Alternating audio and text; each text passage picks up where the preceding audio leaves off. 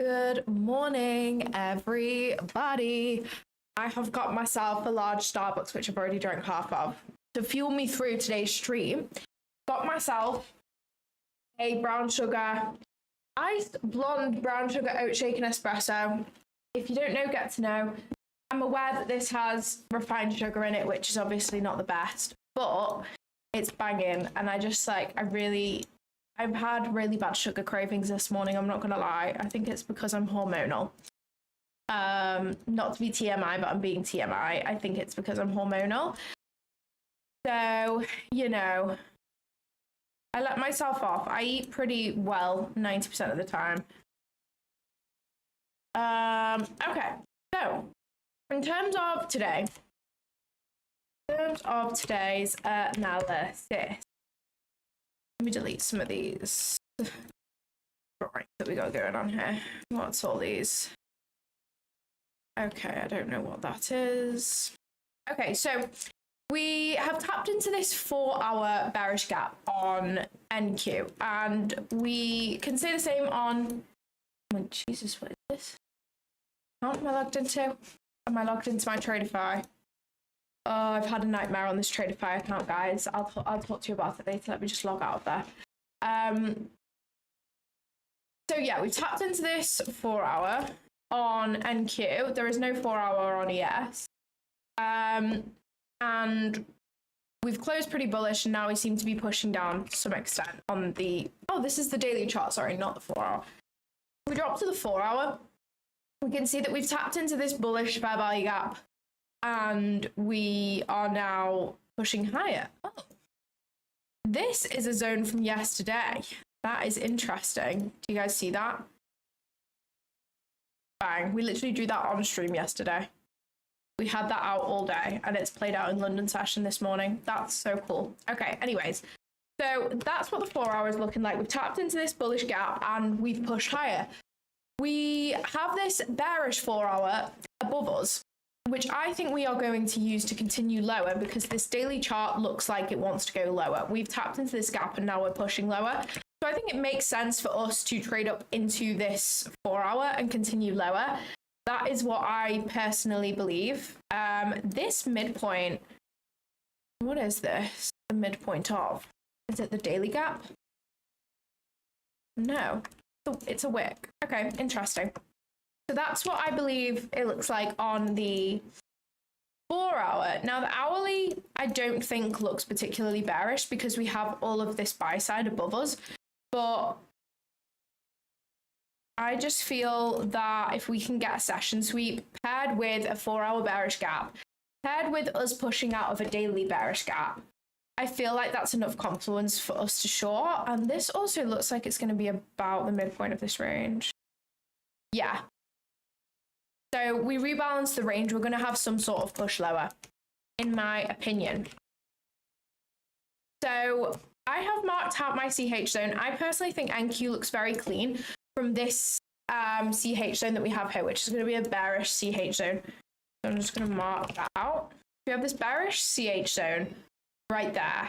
And we have a 2.5. So we have midnight open. And this also works out to be around 0.5 of this 4-hour gap. If you see right here. Yeah. There's 0.5 of our 4-hour gap, and there's our CH zone. So we have a ton of confluences lining up for us to at least get a little short scalp from there. Even if our bias is wrong, I still think this has a high potential to play out. We have a ton of stacked confluences, which is really nice. And ES is lagging behind, as you can see. So that we're hoping that ES will respect this hourly gap. But yeah, I'm hoping for us to reject off midnight open, as we have some confluences in this area to see some bearish price action. So that's what I'm kind of waiting for. We've had no session sweeps yet. That's what I'm hoping plays out. That's really funny how this bullish CH zone from yesterday that never got tapped into has played out in London session. I wish I was on my charts in London session, because I would have seen that. That is really nice. I am going to pin the Discord in the chat. Yes, let me start the live stream on the Discord also. So Hannah is not with me today. She's going to be here later, I think. I don't know what time she's coming.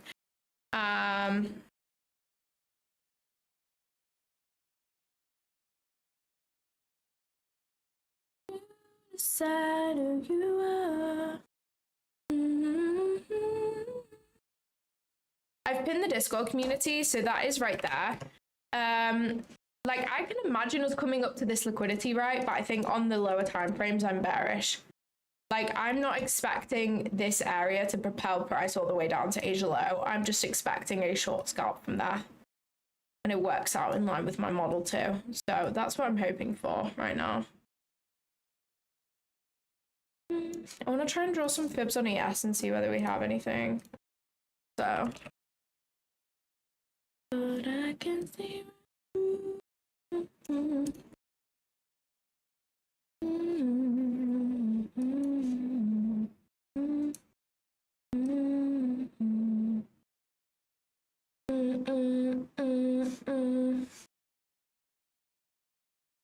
Hate that I made you love me. I don't know what all of these are. Let me get rid of these.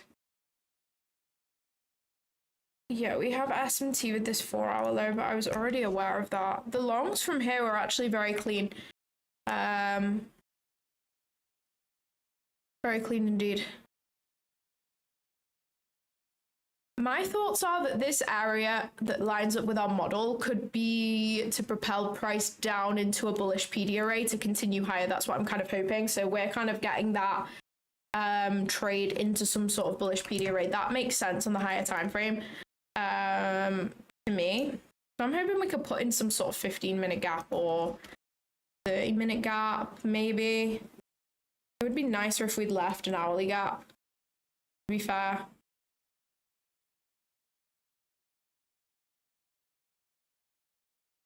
But yeah, I can see us definitely having some sort of rejection, even if it's just to sweep some sell side out.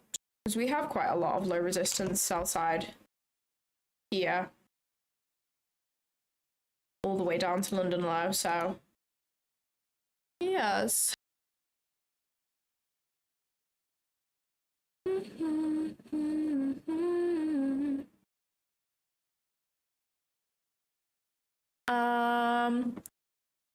Yes, I was meant to start the Discord live stream. Sorry, let me do that right now. So linked in the chat, we have our free Discord community.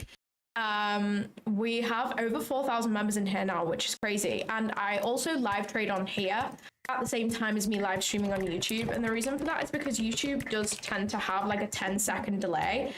So I'm just going to start the stage in there, and I always share my screen. So if you want to watch the screen with no delay, feel free to join the Discord stream too. I have that going there. Okay. To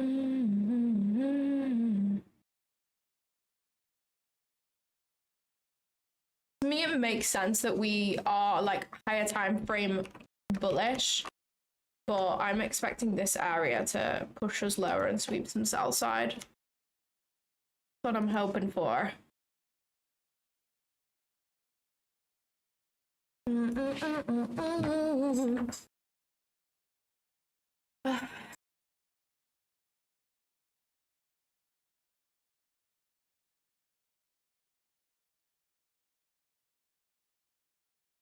I'm always trading from a 2.5 or a 4 standard deviation.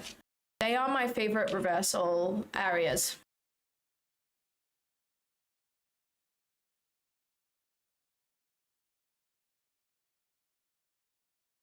Dun, dun, dun, dun, na, na, na, na.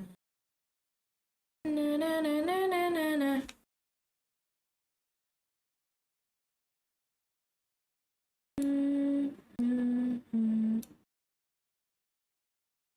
Do, do, do, do, do, do, do.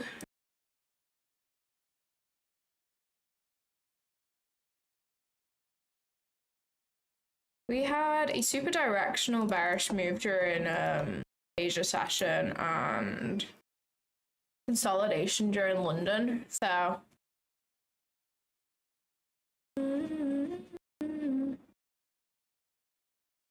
I could anticipate a New York continuation if we get this London sweep, which kind of lines up with my analysis of being bearish right now.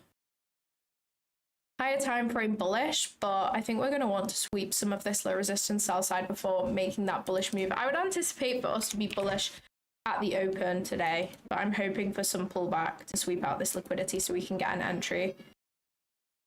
That's my analysis. I feel like it's pretty solid. I feel like this entry will be pretty A+ if we can get the 2 bearish candle closures out of our rejection zone, paired with midnight open, paired with the consequent encroachment of a 4-hour bearish gap too.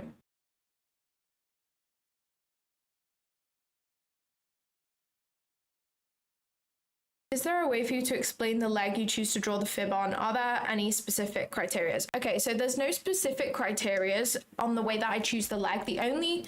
Okay, no, there actually is, to be fair. I don't know why I said that.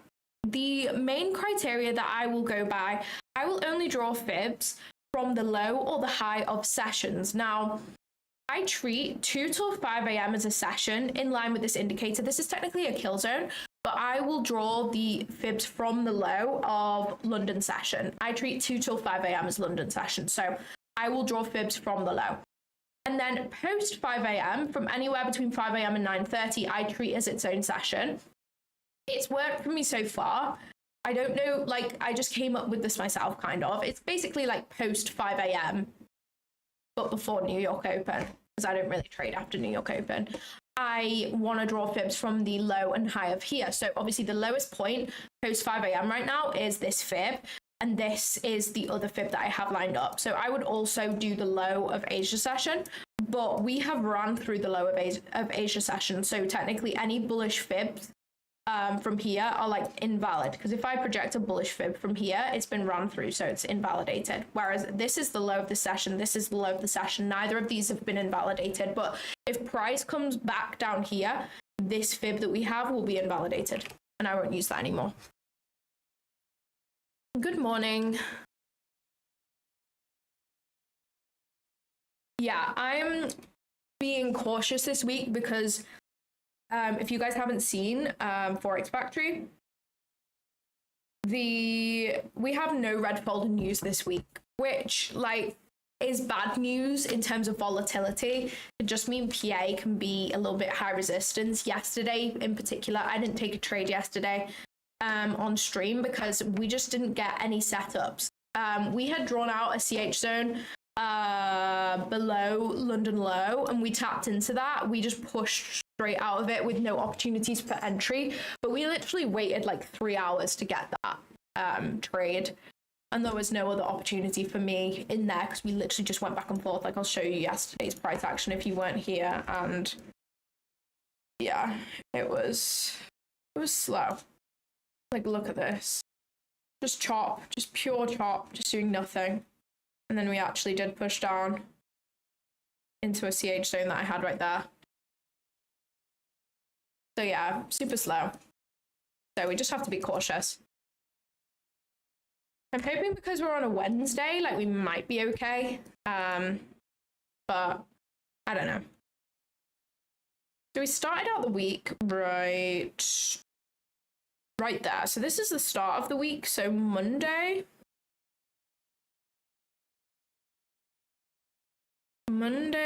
we moved up. Tuesday we moved up. I don't know why I don't just go on the daily chart. Yeah, Monday we moved up. Tuesday we moved up.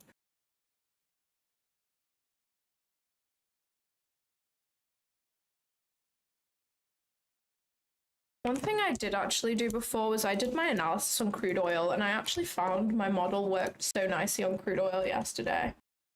Where are we? Oh, I had drawn out some fibs, but I think I did it on my MacBook, so I think I'd drawn that fib. Oh yeah, I have an alert right there. Okay, we didn't actually come up to that.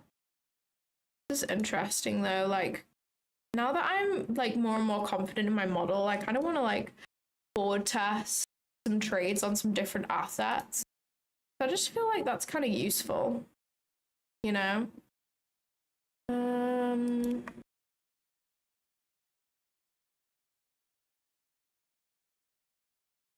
We have one fib, but that is the only fib I have right now. Unless we have some sort of 2 minute. Okay, there's a 2 minute order block right there. I guess. That's very far down.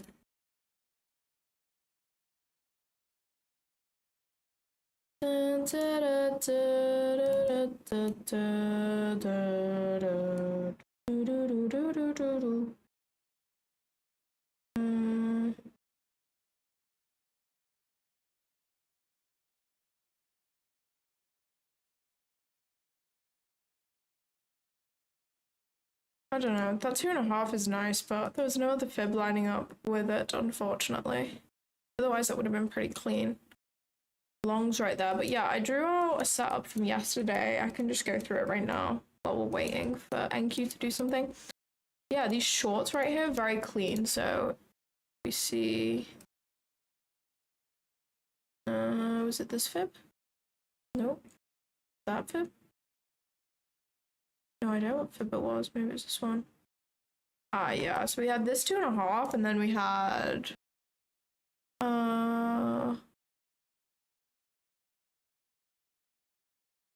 is it this? Can't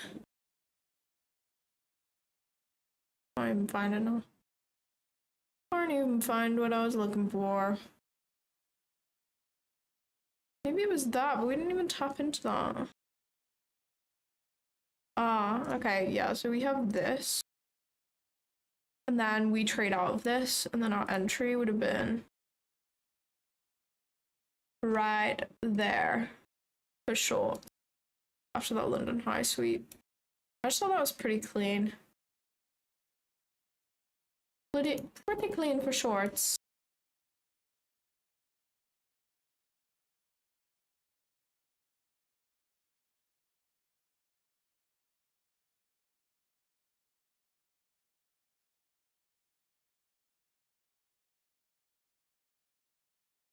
Inside a 4-hour gap on crude oil right now. I've never traded crude oil in my life, but I just looked at it this morning and I was like, ooh. Damn, I really thought we were gonna sweep London high right then. Maybe not.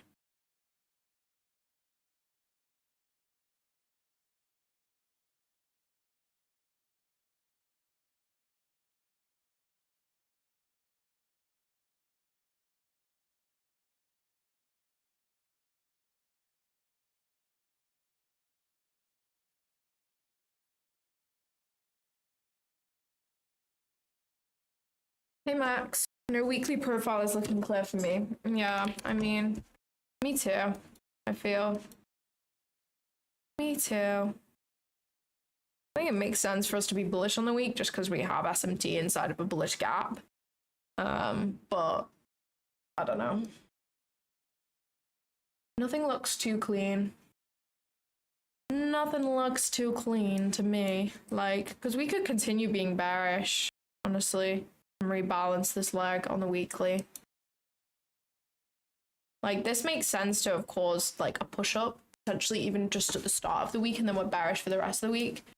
But I don't know. I don't think anything's too obvious higher time frame wise. Oh my gosh, what am I doing? Like, this daily chart is so wank. I'm glad that we finally like broken out of this range that we were in for a week or two, because that was kind of disgusting. But I feel like this type of price action is the price action I perform in the best when we are just consolidating, because consolidation is very good for reversals on the lower time frame. We're consolidating on the higher time frame, reversals are popping off on the lower time frames.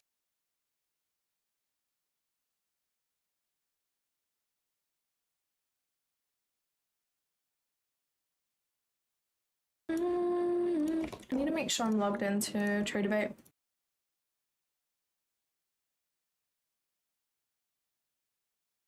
Yeah, I hate that I made you love me.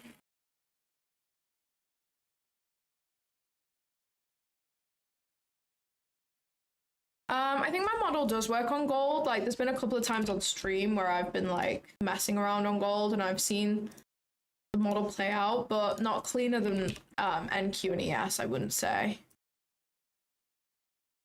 What the heck? Have I done something wrong? Why does it look like that? Yeah. But like, look at this. This is so fucking disgusting. Like, what the heck is this? Asia Gold just looks so clean. Okay, that's our alert. Gone. Oh. We hit London High. We haven't actually swept London High. We've made equal highs with London High right now on NQ, which is great. Hate that I made you love me.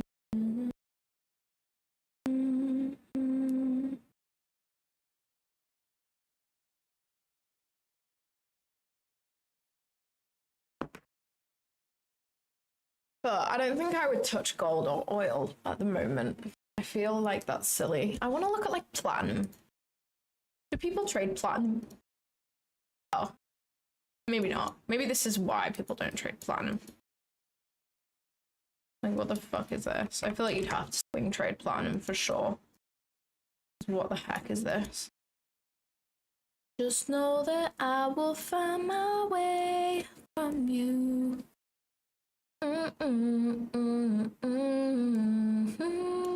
Maybe we use like the 15-minute. I feel like the 15-minute is the first bearable chart on platinum. Draw some fibs and see what happens. Okay. Da, da, da, da, da, da, da, da. Oh, that's kind of the first fib that we have. Oh, that's not big enough.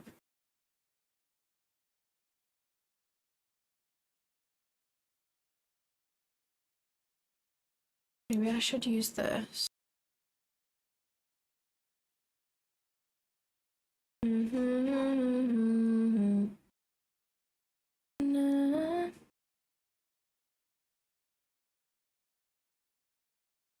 There we go. We have a 2.5. This is such a fucking reach. And a 2.5.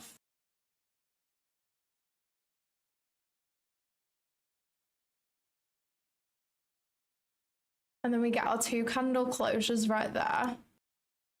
So then we'd enter shorts there with the stop at the high. And we'd still be in the shorts. Let's see if this plays out for 4R maybe tomorrow. I really need to go back onto NQ and make sure I'm not missing my actual trade from messing around with platinum. Good afternoon. Is it afternoon already? It's still morning for me. Bye.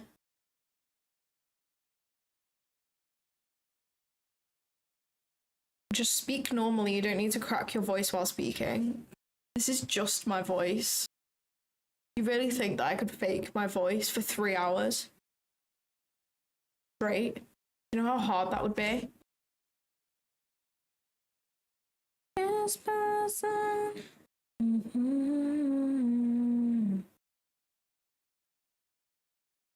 Just know that I will find my way from you.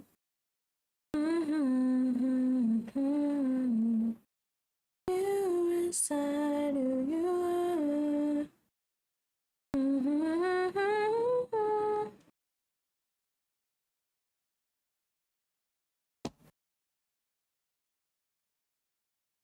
Yeah, I've traded YM a couple times before. I actually did like price action on YM. Yeah, there's SMT at London High, but we've put in equal highs, so there's no way I'd be shorting against that. Let's look at YM.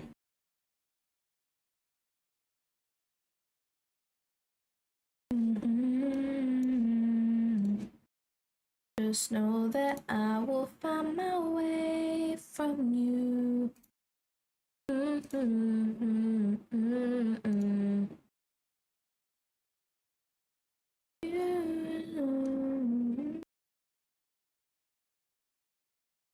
And I can see right through.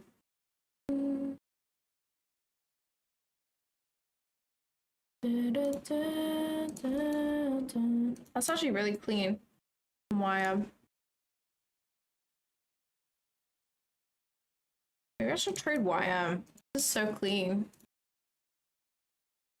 I just find the whole S&T with YM a bit confusing. You know what I mean? That's clean though. Yeah, but I do find S&T with YM a bit confusing. Is it better to use S&T with ES or NQ when you're trading YM? I swear NQ is better. Let me see.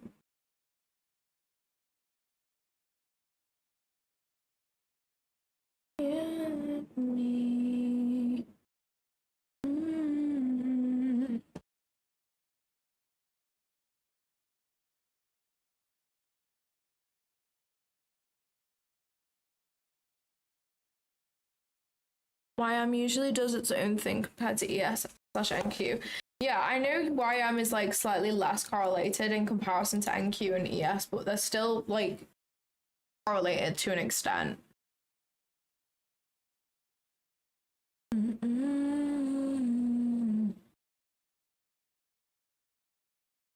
Just know that, I know you can use RTY actually. As an S&T. Yeah, if we could put RTY up here. Just know that I will find my way from you. RTY is not very nice price action, but I'm fairly sure you can use S&T between RTY and YM.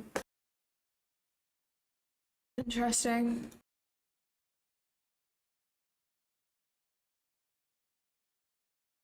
It's interesting though, because in my head I'm like, the more assets you can trade, the more like potential you have to get an A+ setup in my head, because you can just pick the asset which looks the nicest. I don't know.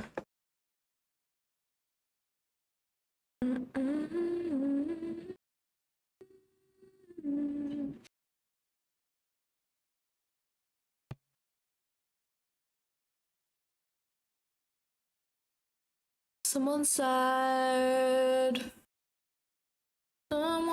a lot of 2.5 aligning in a CH zone at 29.1/8. I think I just prefer this CH zone because we have midnight open and we had the midpoint of a 4-hour bearish gap, so there's just more confluence involved up here. What on earth is happening right? Why is it not letting me connect my mouse? Okay, we're good now, I think. Let me see whether I can find what you mean though.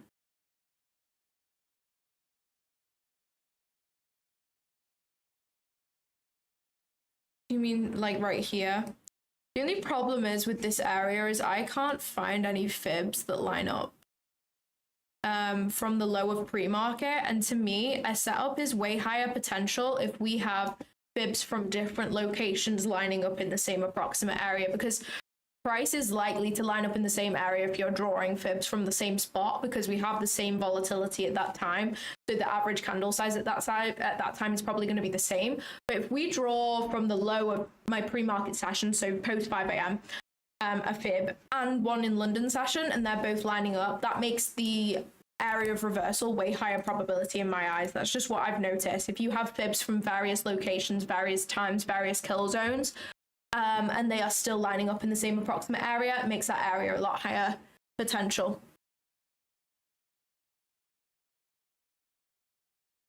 Is midnight open stronger than session liquidity?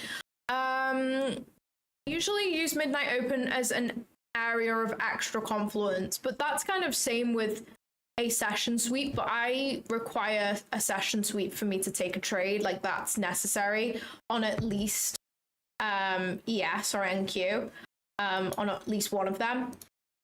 Let me just change my SMT right now. I currently have SMT with RTY on ES. So yeah, I just like midnight open as an extra confluence. Like, if we have standard deviation levels lining up with midnight open, I would expect that we are going to bounce from there, because sometimes price will use midnight open to propel in the opposing direction. Like, we'll bounce off midnight open, if that makes sense. Like, you can see that happen right here, even though it's a short-term bounce. Like we did bounce off midnight open and then we're bearish and we're continuing through.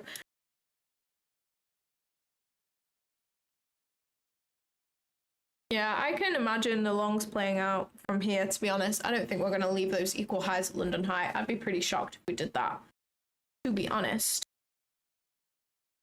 Yeah, guys, if you are enjoying the streams, please make sure you are subscribed to my YouTube channel. I'd really, really appreciate it. We're super close to 15,000 subscribers, which is crazy. So yeah. Sorry, Michelle, I missed your comment. I saw your ex post about struggling with payouts after the first payout or questioning your strategy or PA after a bad week. Can you elaborate more on that? Okay, so since I posted that, I have had my second payout. So I've had 2 payouts now. Everybody did tell me after my first payout, everybody was like, look, you're going to struggle to get your second payout after that first. It's going to take you a little while. And it did take me a little while. It took me a few months. It took me 2 months, I think, to get that second payout after my first. Which I don't think is too bad in the grand scheme of things. Like going from no payouts to 2 payouts in the span of 2 months is not bad. I'm very close to my third payout also. I think the thing is when you become more and more familiar with charts, you start to understand where price wants to go a lot more often than when you used to. When you have that change, like now, I understand where price wants to go a lot of the time. And if I don't know where price wants to go, it probably means price action is shit and I shouldn't be trading anyway. But at various times during the pre-market session, I will understand where price wants to go or potentially is going to head to, or where we're going to reverse from, right? Like 6 months ago, I didn't understand that. Like I wouldn't have been able to tell you the bias on the day confidently. I wouldn't have been able to tell you the intraday bias. I wouldn't have been able to tell you, okay, what's the 4-hour bias? What's the 1-hour bias? Like, what are we respecting here? What are we disrespecting? That type of thing, I wouldn't have been able to tell you. Like, it wouldn't have been obvious to me. Like right now, I can look at a chart, and if the bias isn't obvious within like 5 seconds, then, you know, in my head, I'm thinking, okay, this might be high resistance. The bias like pops out to me now, but that doesn't happen when you're a beginner, because it takes time to like recognize stuff. So I feel like when you get more and more familiar with charts, it makes it harder to be patient and wait for your setup, because there's going to be more and more times where you understand where price wants to go, but you don't profit off it because you're waiting for your setup. And the reason for that is rules shouldn't like limit you from taking trades which you know are gonna, or you anticipate are gonna play out and they are A+ to you. That's not what rules are for, but rules are there to prevent you from over trading, to prevent you from getting analysis paralysis, to enable you to take the highest probability setup of that session. Like I may understand that, like I may anticipate that we're going long to London high right here. Is that the highest probability trade of the session? No. We're in a premium. We have low resistance sell side right here. Like that to me is not the highest probability setup for my model. Why is this doing that? That might be the highest probability setup for your model, but for me personally, that's not the highest probability setup. Me waiting for this sweep and then catching the reversal, that's the highest probability setup for me because I have gathered the most data on that, so I am the most confident in that. That's what rules are put in place for. But when you are like, when you suddenly show up to your charts and you realize, oh, I actually understand what's going on here a lot more, it's harder to be patient because you feel like you're missing out. It's like, I knew that was going to happen, but I didn't profit off it. Why didn't I do that? And the reason is because having rules set in place and having a set model that you wait for prevents you from spending hours and hours and hours on the charts, prevents you from overtrading, and also enables you to be patient and wait for the A+ setup. Because there's like 10 setups that I will see while I'm on stream that I won't take, that I will anticipate to play out, but I will not take these. It's because I want to wait for the A+ one that I have the most data on. Like, I may see a tap into an hourly fair value gap and a change in the state of delivery and anticipate that we're going to go higher to that 15-minute buy-side liquidity. Am I going to take that trade? No, because it's not my model. Do I anticipate that to happen? Yes. But would I be annoyed if I took that trade and lost? And I lost? Yes, I would be annoyed because it's not my model. I have hardly any data collected on that. I haven't studied that hardly in, you know, over a year. That's the way I used to trade, but I don't trade like that anymore. So I would be annoyed. Even if it plays out, I'd be annoyed at myself for taking that because it's not my model. I'm not following my rules. And I'm more than happy to just be patient and wait for that 1A+ setup, execute on that, whether it plays out or not. I'm done for the day. Maybe I'll trade an aim val if I see something else. But that's just, like, me personally, that's my favorite way to trade.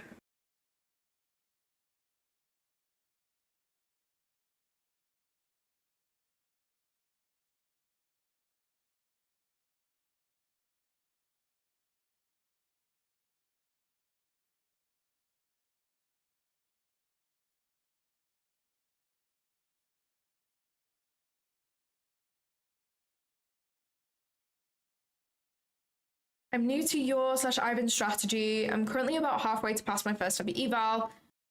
Excited to see how my zone and trade compares to your zone. This is the good thing about standard deviation. You could have completely different standard deviation to me and still catch a winning trade, and I could still catch a winning trade. This is a thing. You can kind of make it your own. I know Ivan will draw out his standard deviations and he will like limit a standard deviation. Like he will set sell limits right there. If he really believes in this 2.5, he will set a sell limit right there.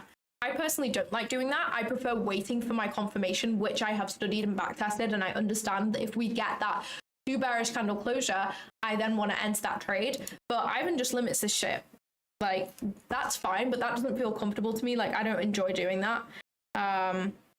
So yeah, you just have to make it work for you. That's what I kind of like about it. I mean, that's just the way with trading. You can take someone's strategy and make it your own.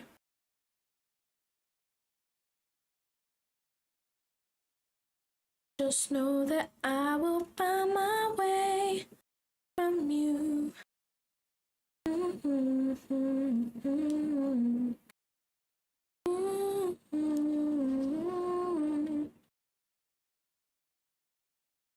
So I don't have a video on my strategy, and the reason for that is because I don't have enough data on it yet. I have around 4 months of examples of where this plays out, but I'm trying to get like a year of examples and then also actually backtest some data. Right now I am just gathering hindsight trades because to me, having a data set of what A+ setups look like is more important than me understanding what the win rate is. I understand that this model is profitable over a long period of time because I can go into price at any point and I will find the setup play out. So this might be controversial. I know everyone loves to gather their statistics and stuff, but I don't feel like that is that important right now. Obviously, it's important in the long term, and if I ever wanted to teach my strategy, it's incredibly important. I don't plan on teaching my strategy to people like for money, you know what I mean? I don't plan on doing a course or shit like that. And if you have a course, having stats on your model that you are teaching people is incredibly important. But I am personally not teaching anyone. Only me, myself, and I. So I don't have any stats, but I am gathering months and months of screenshots of where the setup plays out. And it happens, you know, 4 out of 5 trading weeks sometimes, you know, maybe 3 days out of, 3 out of 5. Someone said, love the soundtrack on your stream, makes it more personal. What soundtrack do I have on? You're scaring me. You're scaring me. Oh my gosh, this freaking mouse. I don't know why my PC has started doing that. Whenever I plug anything into my PC, it just like hates me. I never used to do that. I used to be able to charge my mouse on stream, but now I cannot.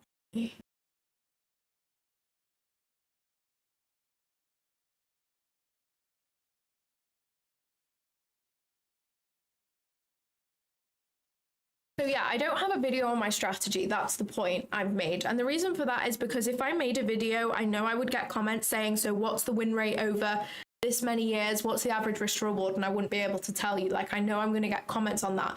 And I don't want people to watch my video on a strategy, take everything that I've said, and apply it to their own trading when I don't personally have enough data on that yet. I want like a year of, at least a year gallery of where this model plays out. I want to understand how often this model plays out, and things like that. Like, I don't have all the stats. I don't know whether it's more profitable for me to hold my trades to 3 or 4 risk to reward, because I was initially very set on 4 risk to reward.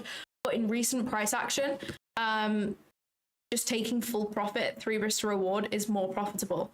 But that's just in recent data. Like, I need a big data set, but gathering data for trading takes fucking time, especially because I have other shit to do in my day. Like, I stream for 3 hours of my day, and then I have other shit to do, which actually makes me, you know, my income. So, and like, I make content and things like that, so I have other shit to do, so I'm just trying to do it gradually. I'm not forcing myself to do anything, so yeah.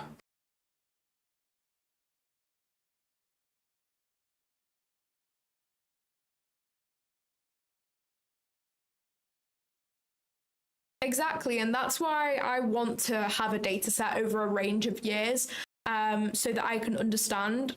Because if I have like 3 years of screenshots all separated into folders per month, like, and let's say I'm having a rough July, I can go back into these screenshots and look at July of 2025, July of 2024, July of 2023, see how many A+ setups are presenting during these months, see how many no trade days there are, and understand, okay, this is a lower probability month for my model to play out as often than it does in April and May.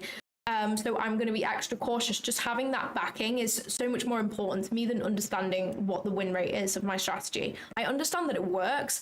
I'll understand my strategy once I've gathered all the data, which takes fucking hours. So yeah.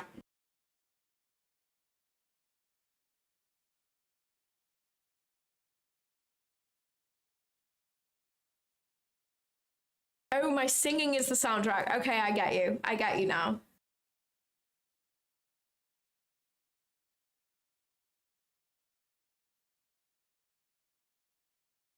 Could you maybe mention the concepts you are using? So far, I can see SMT divergence, standard deviation. I can't find out when you are using your fib tool. Okay, I get you. So I use SMT as an extra confluence. It's not a necessary confluence for me to enter a trade. I heavily use session highs and session lows as part of my model. I predominantly trade reversals. In fact, I only trade reversals. So I am looking for price to trade to a certain point, and I will try and catch the reversal lower.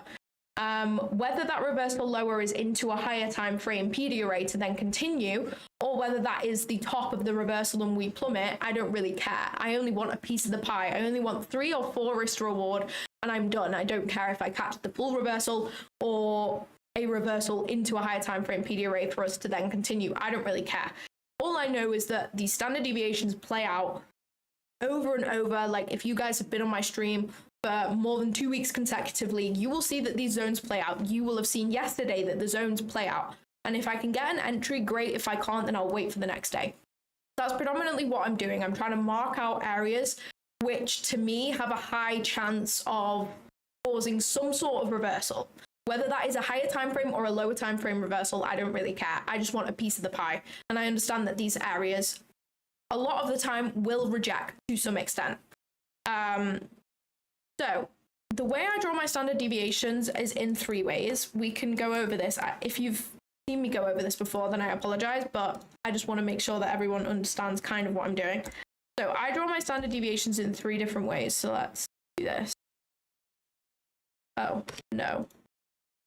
3 different fibs. So I draw them in 3 different ways, and I have 3 different fibs that I like to draw. I have I call it an OTE fib, which is just a swing high to swing low, or vice versa. That's my first. Oops. The second fib I draw is a manipulation fib, which is a swing. Oh, why did I put a hashtag? Which is a swing low to a body high. I'll show you an example in a minute. And then the third one is I will project an order block, which is body low to body high. Okay, those are my 3 different fibs that I draw. So I have an OTE fib on my chart, and I have a manipulation fib on my chart. I don't currently have an order block projection on my chart, just because I didn't like any of them. But I have both of these. In fact, we can try and project this order block and see whether it gives us anything nice. No, not really. Okay. So this is my OTE fib. This is simply swing high to swing low. So if I'm projecting from the low, I'm looking for a fib which projects upwards. So I'm trying to see when price is in an uptrend, I'm trying to see where the top is. I'm trying to predict the top. And if I want to find the top, I start from the bottom. So I'm going from the bottom and I'm drawing my fibs upwards. And this is where I anticipate us to reverse. The two fibs, two standard deviation levels where I anticipate a reversal is -2.5 and -4. I will not take any sort of trade from any other standard deviation level than -2.5 and -4. What is the reason for this? There isn't really a reason. The only reason is that I have gone back into many charts and I find that these two areas are the highest probability of reversal. That is it. I don't have any other explanation for you. Don't trust me, just go back into old charts and see for yourself. If you find that -3 and -4 and 4.5 is higher probability, then use that. Like, don't just trust what I'm saying. Because the only explanation I have is that I've gone through old charts, like hours and hours, and that's what I've noticed. Ivan also uses these levels, so that's where I first heard of this, but I did go into old charts myself and kind of validate that, and yeah.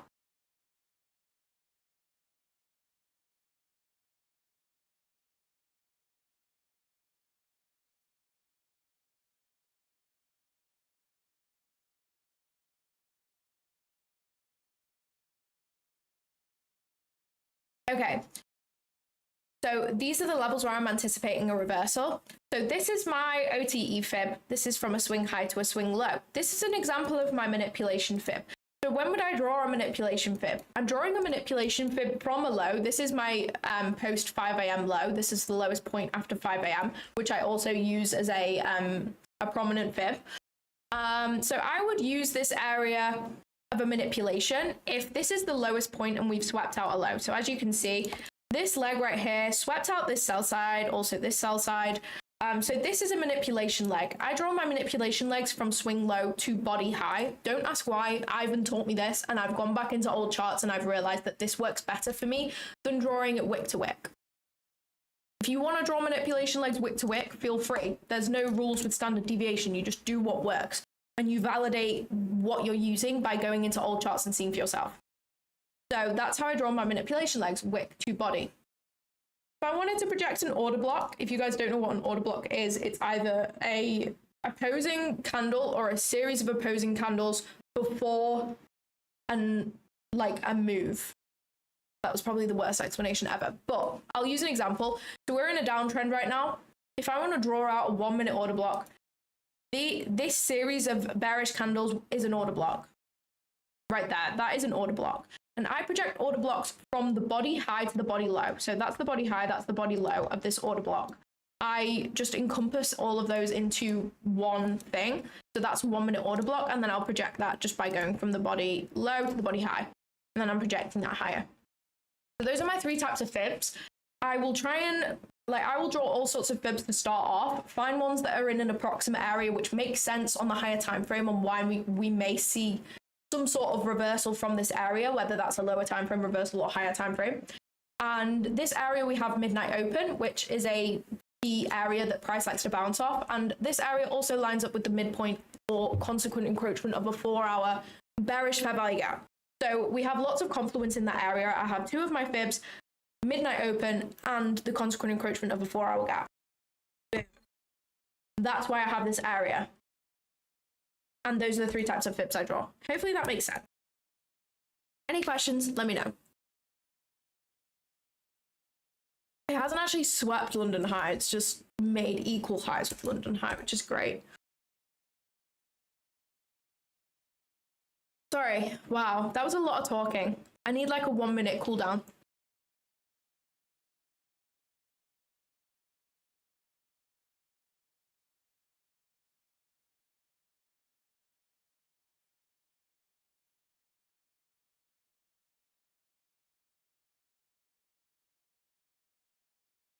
You're hilarious. I'm not into ICT, but I appreciate you and Iris. I no longer spread hate on premium trading education. That's awesome.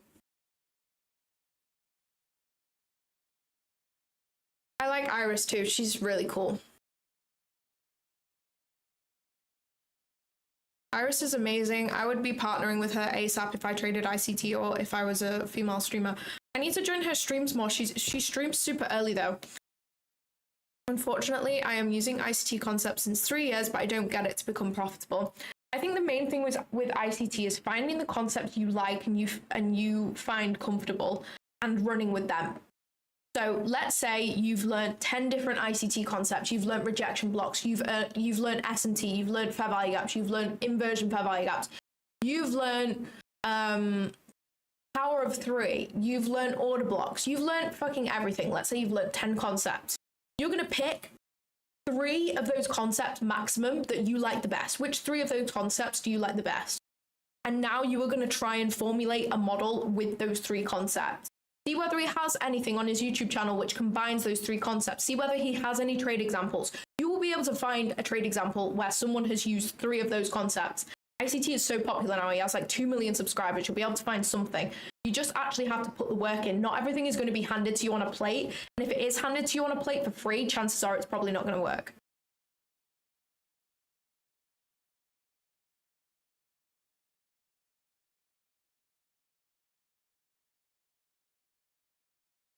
Let's do some giveaways on today's stream. Let's see. How many likes are we on right now? Let's set a like goal for our first giveaway of the day. Okay, we're on 57 likes. When we get to 150 likes, let's do a Lucid Pro account giveaway.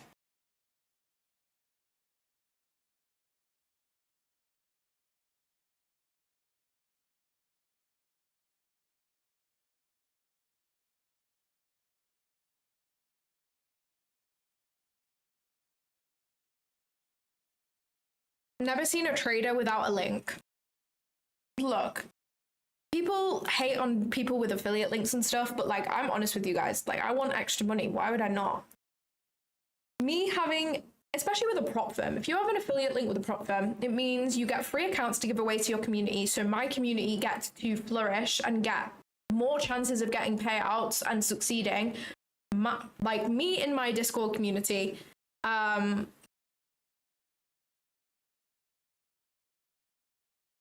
like me and my Discord community, I want everyone to win in the community. Like I have some people in there who, like, we've been sharing trades with each other for like over a year. Like the people who are active in there, like we're like a close group. We all want success for each other. So me being able to give away accounts to them while earning money for myself, like, it's a win-win. Why would I not do it, you know?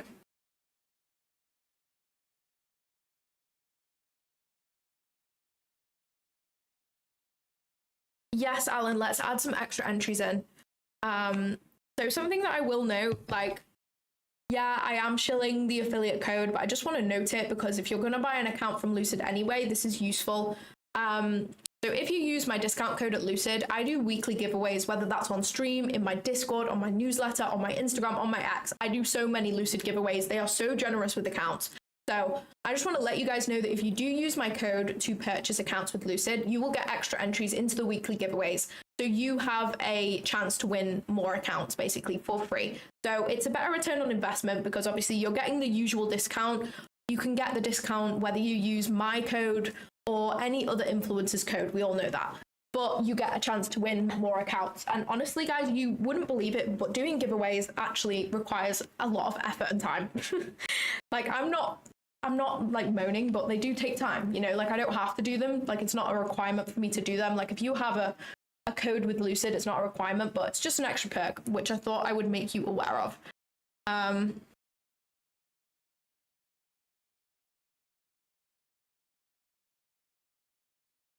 Most of the traders are scammers. I mean, I'm not a scammer. I don't don't sell anything, so I still find it funny people use words like consequent encouragement instead of middle. I know what you mean. I just like to use fancy words. Make me sound smarter, why not?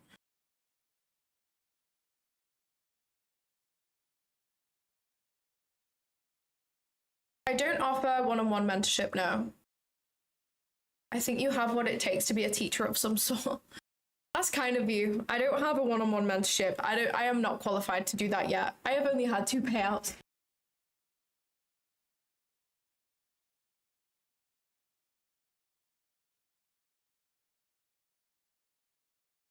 I think it'd be cool in future to like be able to help people. But the thing is with doing one-on-one mentoring, right? If I was ever to do one-on-one mentoring, like obviously this is way in the future when I have made way more from trading.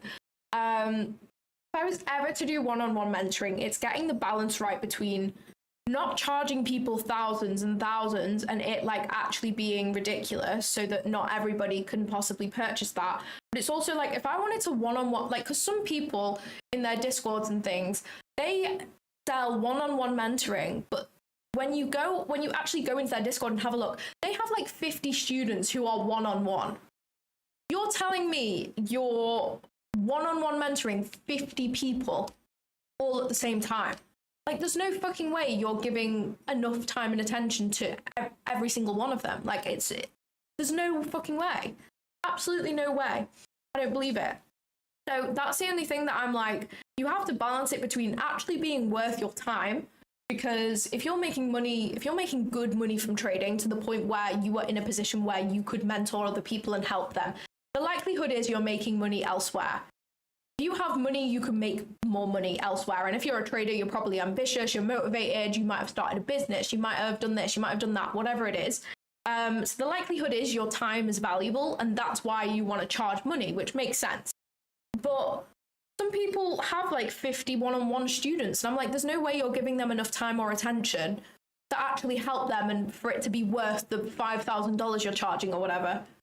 So that's what I just don't really get about one-on-one mentoring. I've personally never purchased any one-on-one mentoring off anyone, but I don't really understand how that works. How can you have 50 one-on-one students?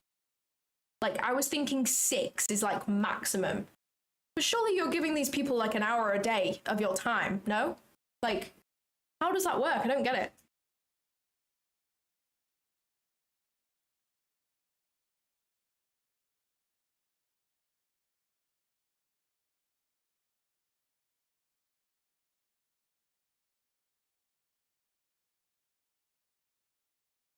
Oh, they have other mentors? I get you.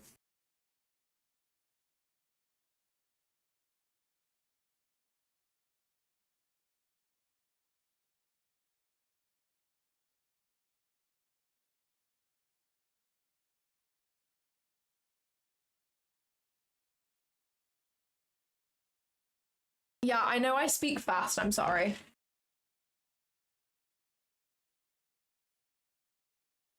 I really did not think that we were not going to sweep London high there. I'm not going to lie. I really didn't. And that is why you don't... That is why you should short when we have equal highs. Just joking. Just kidding.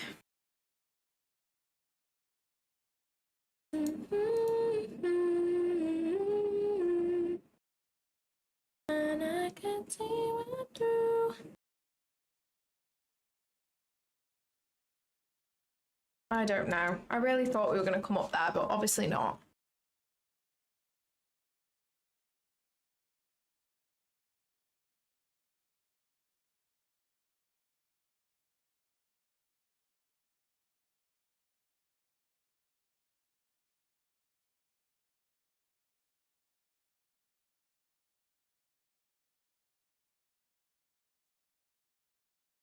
Yeah, I guess if you have other mentors in there, that makes sense to some extent. I get that. Yeah, I could definitely practice with family and friends. The thing is, it's hard because if I was ever like far in the future going to do one-on-one mentoring, I wouldn't ever sell a course because everything I've learned for free. So it's not fair for me to sell a course. Like that makes no sense. But I would potentially be down to do like one-on-one mentoring. I feel like that'd be fun. But if I was going to do that, it would be like I'm not advertising that they're coming to me asking for help type shit. Because if I was going to one-on-one mentor someone, this is what I also don't understand. Why are people so happy to take, like, I get why they're so happy to take on students who don't really care about succeeding because they want the money. But me personally, like, I would have to interview people before agreeing to one-on-one mentoring because there's no fucking way I would want to put my time into, even if they're paying me, put my time into someone who doesn't actually want it that badly. Like, there's no way.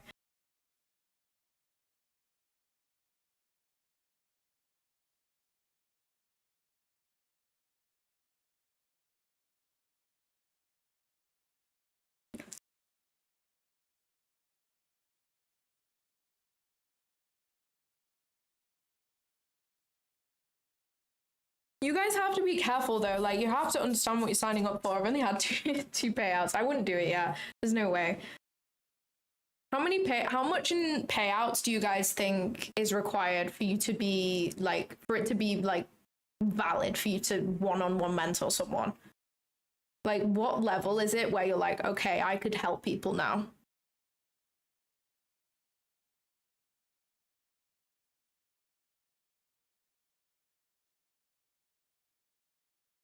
But I can see right through.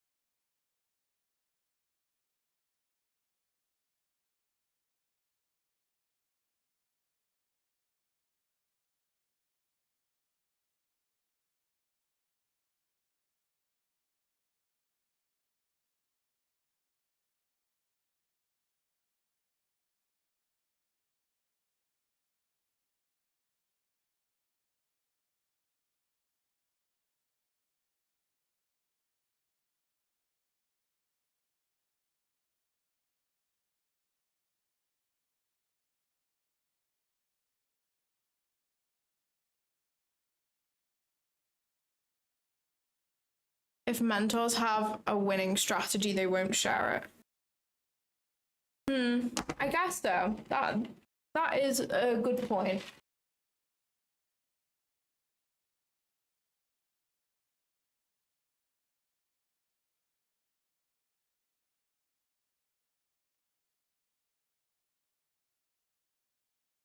That is a good point.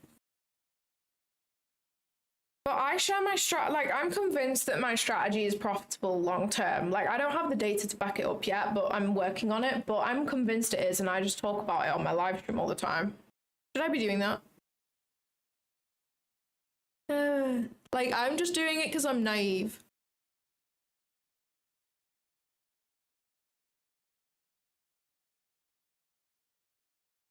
Yeah, I think proven over a longer term is actually more useful. Because if you think about it, right, payouts don't actually mean shit. Like, if I say to you, like, I would much rather be mentored by someone who tells me, yeah, I had 2 payouts a month for the last 12 months than someone who tells me I had 250K payouts in the space of a year. Like, I would much rather be mentored by that someone who's consistent, right? No matter how much they made, even if those 2 payouts a month were $500 each, right?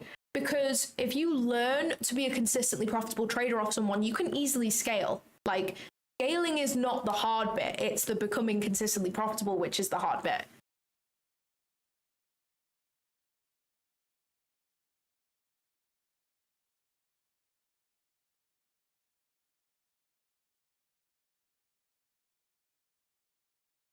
And I can see it through.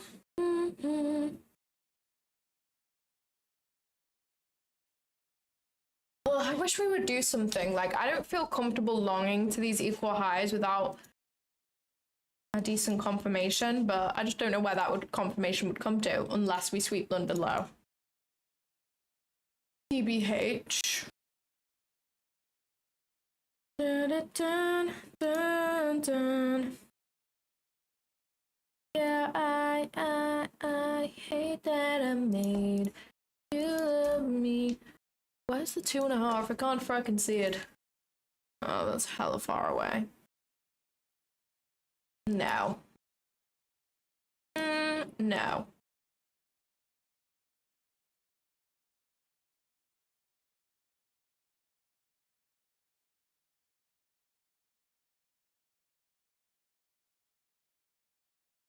Is entering a short good in here? I have no clue. I personally wouldn't. We have equal highs at London High on NQ. But that's not to say it won't play out. That's just not my model, so I have no idea.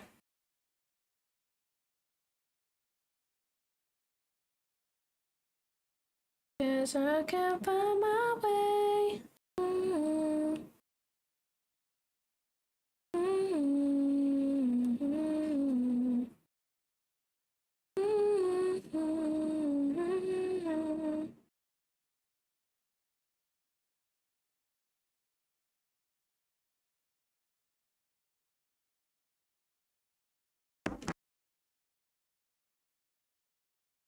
Let's go, Alan. That's great.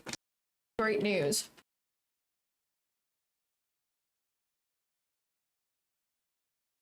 Guys, I want to tell you about my Tradeify eval, what happened yesterday and this morning.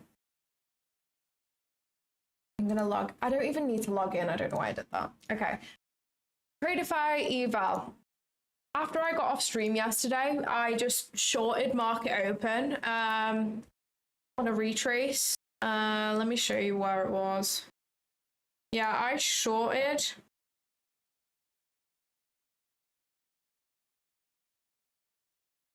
Right there. Right, with my stop right there to try and hit like a 1-to-1-ish to pass my account, right? Because I was like $250 away from passing. I set my buy limit right there. It fills. I win the trade. As you can see, the trade plays out. I check my balance. $52,999.42 or some shit like that. I'm 60 cents away from passing. I then lose $200 trying to make 60 cents. And I lost another 200 this morning just taking retarded trades to try and make back what I lost. So, yeah. Yeah. That's what happened. That's what happened. I don't want to talk about it. It was really fucking stupid. I feel like the more funded accounts you get, the less you treat evals seriously. Like the trades I took up to that point on the eval were all good trades. Like I was waiting for good setups to just take with aggressive risk. But yeah. Yeah, that's what I did. That is what I did. Really stupid. I don't know why I do that. The more funded accounts I get, the more stupid I get on evals. And I don't know why. I feel because evals start to mean less and less the more funded accounts you have. I don't know.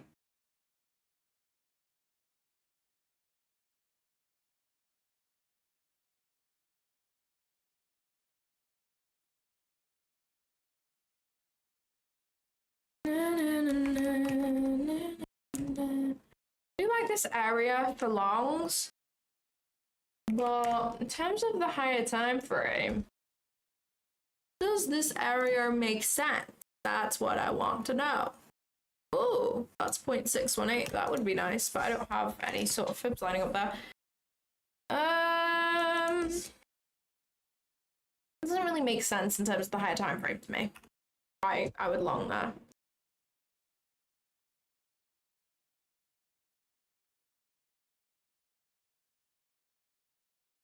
Ooh, we have the consequent encroachment of the 4-hour wick there. Sorry, the midpoint. Or wick. Okay, I guess that does make sense if we are going to be bullish. But we literally have these equal highs. There's no way we're not going to come to those equal highs. We could use the midpoint of the wick to propel us there.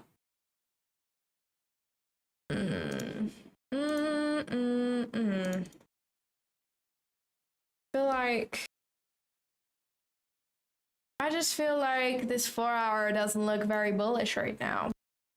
What I feel like.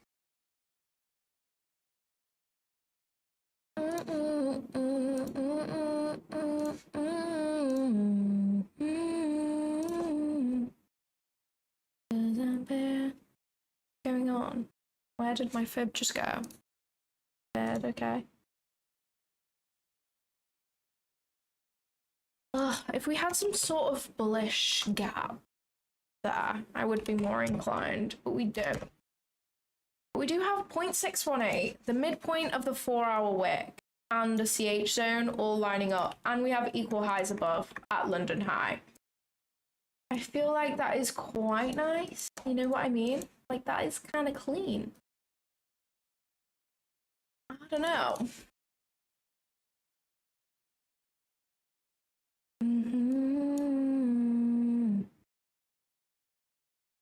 Do I take that if we reject out of it? That is the question that I need to understand.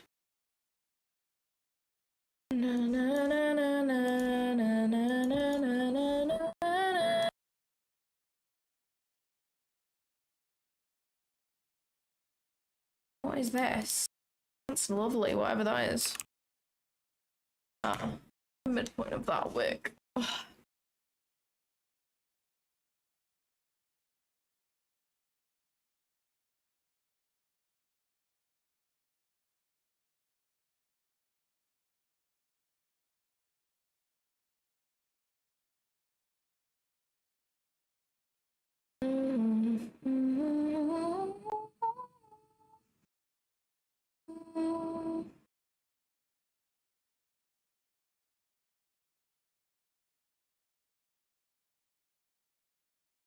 Oops.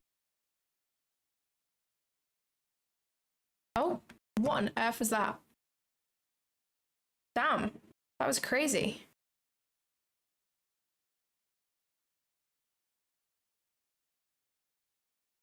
Oh, it's crazy. Where did that come from? Okay, well, I guess this isn't gonna play out. All right. I mean, that's okay with me. I wasn't 100% about that. Not gonna lie. Just know that I will find my way from you. Flowers from the tomb. I didn't want to actually delete that. Let me put it back. Okay. Guys, I really have to pee, but I kind of want to focus. This is why I wanted to leave it. I don't mind wicks. I just look at the bodies, how we respect in terms of the bodies. All right. Wow, look at that closure on that candle. That's actually kind of wild. And we've come down to this CE of this 4-hour wick on ES too. That's actually kind of wild.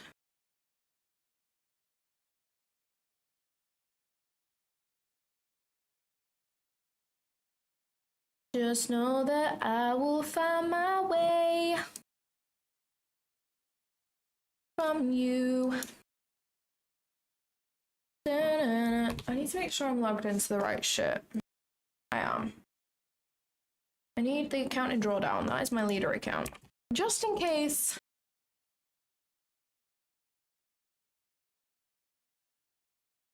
Oh, my days. Okay, no. That's enough, I feel. Okay, we have that -4 lining up right there. See whether we can get anything on London. Sashioni lining up right there. Well, that's clean. That's clean, isn't that clean? Okay. Like that. Now we're gonna go on the higher time frame and see, does it make higher time frame sense and why we would reverse that? Yes, it does. We're gonna sweep this out right into our CH zone, put in a protected low, and then go bang, 10 million or higher. We have lots of buy side on the higher time frame. Above, into an hourly gap. Okay, we're in the CH zone. Let's see whether we want to bounce out of here or not. If not, I can extend my standard deviations higher. Also want to draw some on ES in case they're cleaner on ES, because you never know. Really need to pay like really bad, guys. It's not very good. Really. I can't really find anything clean on ES, to be honest. Really? Oh my gosh, I need to pee so bad. If I do enter this, I'm gonna have to enter and just leave and hope that I come back and it looks great. Wait, did we just put in equal lows? Right, okay. I don't like that. Is that the 1 hour I was on about? No. Yes, it is. We didn't even sweep that. Okay. No, I'm not taking that. I want that to be swept out. That's that low. Oh, okay. That was already swept out on ES, but yeah, I'm not taking that. No way. That would be my stop loss. It's a nice rejection, but not A plus when we have that low. If we could wick out that low and still push up, I'd be still happy to execute. But right now, definitely not.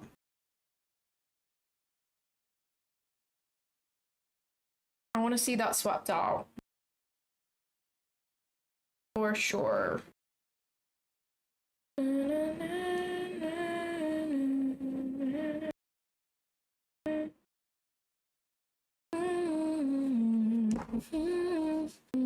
on, sweep that low and then push out.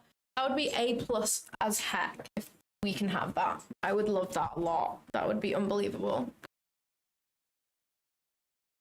Hey. It closed below. Unfortunately not. Did not.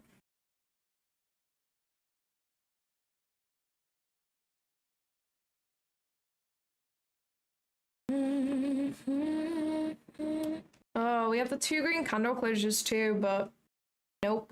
I'm gonna follow my plan. I don't like this at all.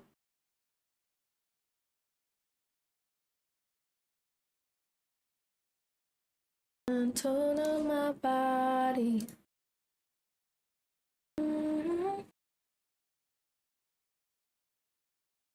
Fibs on yes, look wank. I think he definitely has cleaner fibs right now. That's for sure.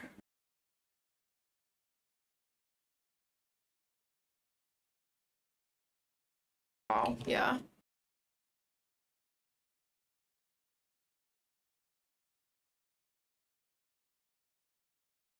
Come on, please don't play out. I'm gonna be so sad if this plays right now without me. Please sweep the low. Please sweep the low. There's no way we're gonna leave those in there. I don't believe it. I don't buy it. I'm not having it.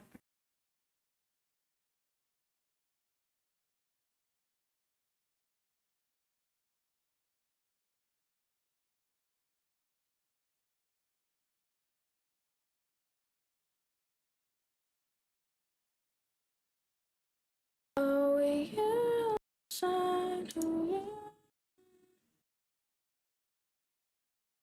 Right, so that's balanced. That is not. If we were gonna take this though, my entry would be right there. That's quite a huge stop loss.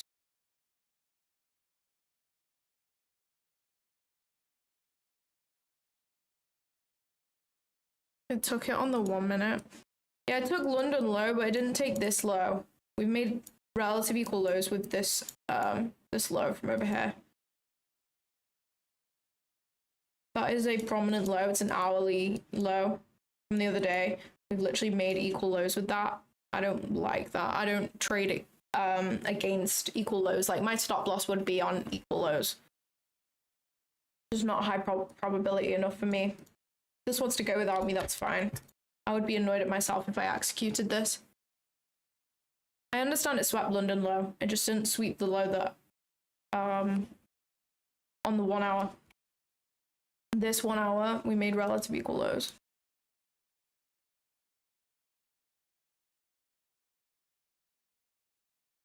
I wouldn't have been able to enter yet anyway. My entry would have been at 0.5 with my stop loss on the equal lows. That would have been the entry, obviously, if I was going to take it. So I wouldn't have even gotten yet anyway.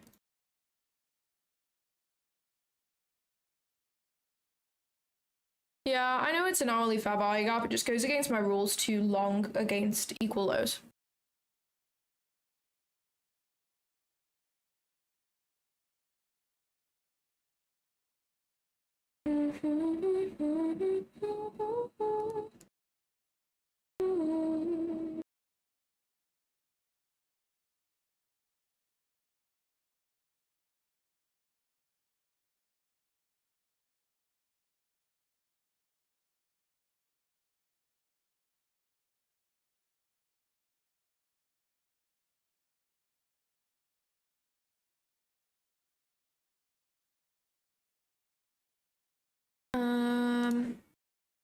We can forward test anyway. For the vibes, we can forward test. Guys, I'm gonna go pee. I'll be back in 1 minute.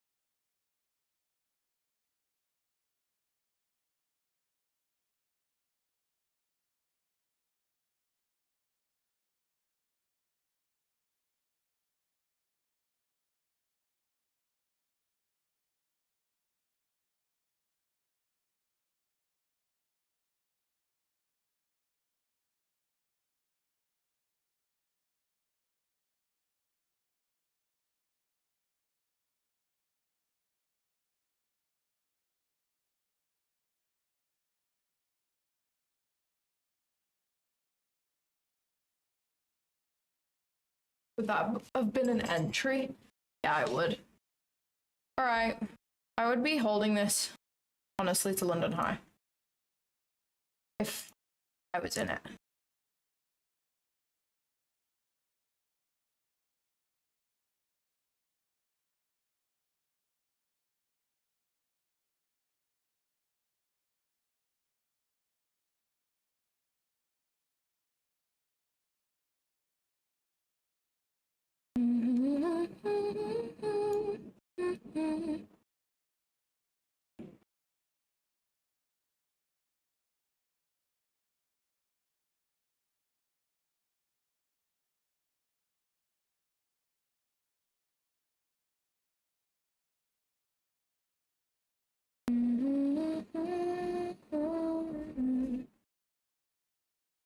This is gonna be sad if it plays out, but oh well. I'm not taking a trade that's against my rules. That would be... I would be annoyed at myself, so... That's that. London High has not been taken. We made equal highs with London High. So that makes it a key draw on liquidity.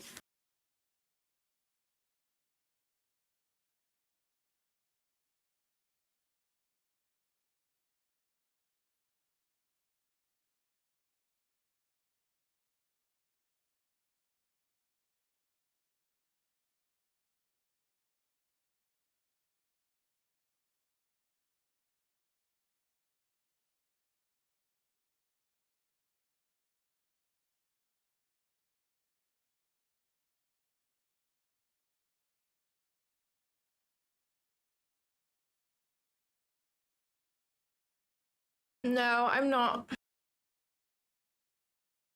I'm not in the trade. We have equal lows near my stop loss, so I'm hoping that they can get run out and then we could execute.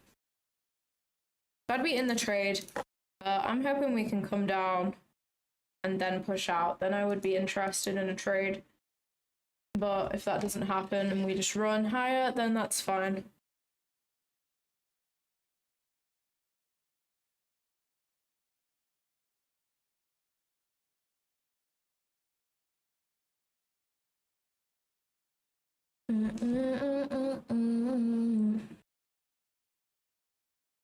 Just know that I'm on my way.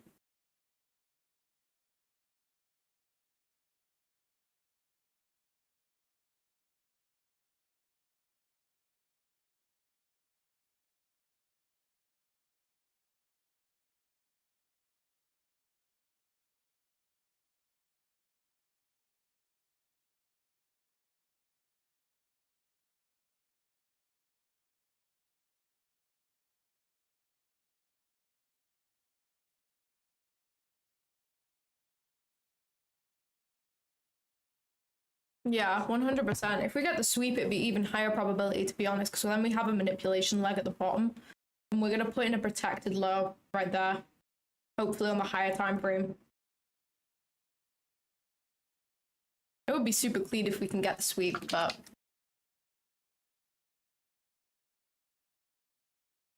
Yeah, I need a session liquidity sweep on at least NQ or EX, like at least one of them. If we put in an S&T, that's fine, I'll still execute. Damn, we have 400 viewers. Thanks for being here, guys. I really appreciate it. If you've just joined the stream, we are doing a giveaway once we hit 150 likes, so make sure to hit the like button on the stream. Giving away a 50k Lucid Pro account. We love Lucid. They still have 40% off the Pro accounts, and they got rid of the daily loss limit. 3-day payout, no daily loss limit. The Pro accounts are high-key really goated. 1 day to pass too. Thanks for being my liquidity.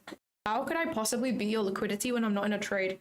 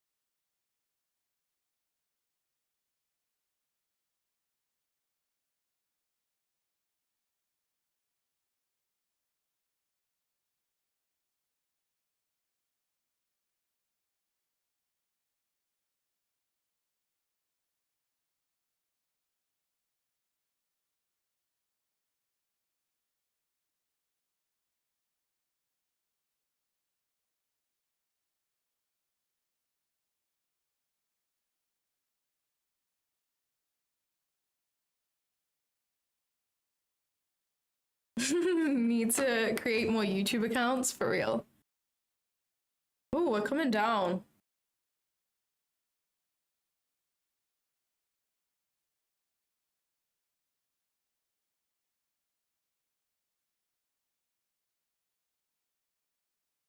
I'm praying for you if you're long. I'm praying. Although I'm kind of not praying. I'm kind of praying on your downfall because I want this to not play out so that we can get along. Right there.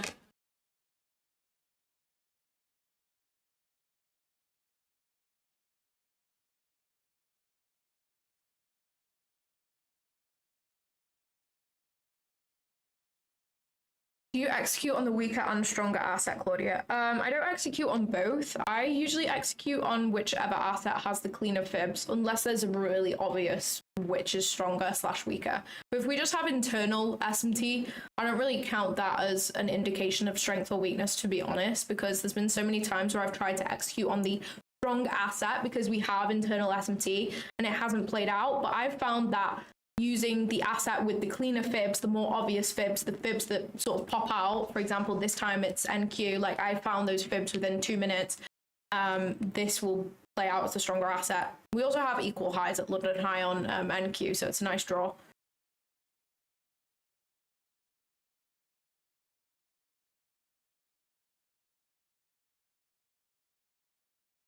Andrew, you the goat for real. Andrew donates every day so that I can get iced coffee. Andrew is the goat. I'm not longing here, no, because we have equal lows at this low. Oh yeah, Lou, that's the same thing. Lou, I'm not taking this because we put in an equal low with the hourly lows. So I would not take this. I'd rather wait. And if it wants to run, that's fine. But it kind of goes against my rules. I'd rather this get swept out and then take the long. But if that doesn't happen, I'm just going to sit out.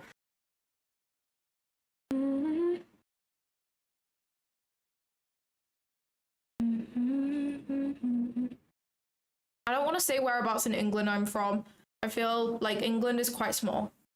If it was America, it'd be better, but I feel like England is pretty small.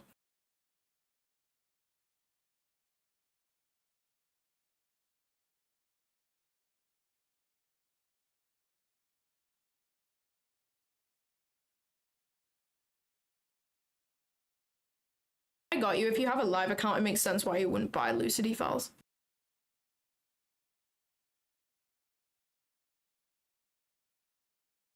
No, I'm not long. I would have longed from here, but we put in equal lows, so I'm waiting.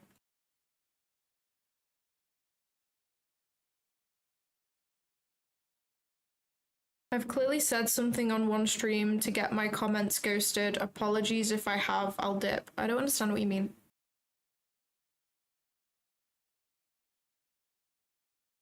Exactly, you have to be patient. I'm not taking a non-A+ setup.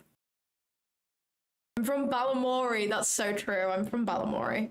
Exactly. If I took this trade and it lost, I'd be annoyed at myself. And that's when you know you shouldn't execute, you should wait.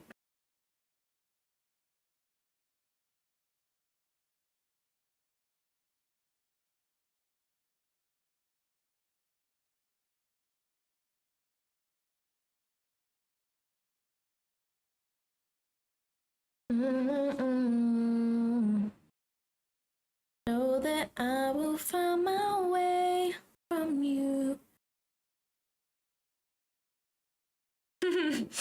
Honestly, it kind of like when I still use the word standard deviation and I don't even think twice about it anymore because I kind of came to terms with the fact that it's just like what people call it and it's what people understand the best. But when I first heard people using standard deviations, it really fucking confused me what they were talking about. Like I thought fib, projection, and standard deviation were two different things, but they're not. People call this a standard deviation, and I do as well because people understand what I mean when I say that. But yeah, it's really not a standard deviation whatsoever.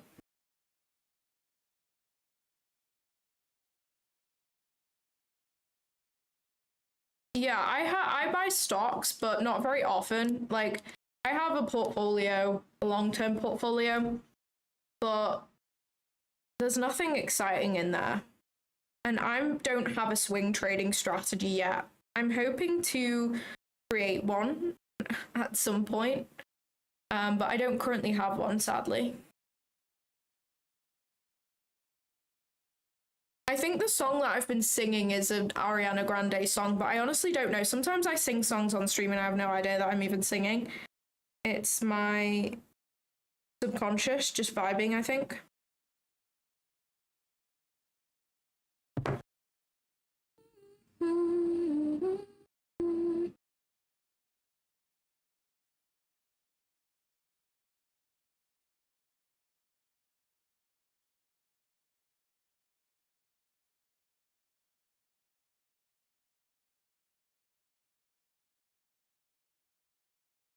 This doesn't look too good so far, in my opinion. I feel like if we were gonna go, we should have just tapped 0.618 and headed. Just my opinion, though. We may get the sweep, team. We may get the sweep. Who knows?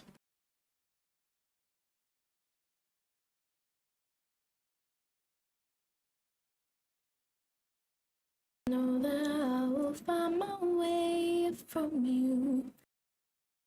What I found, which I wish I knew when I first started trading, this is something I wish I knew when I first started trading. Some people will look at this price action and see, oh my gosh, that is rubbish price action.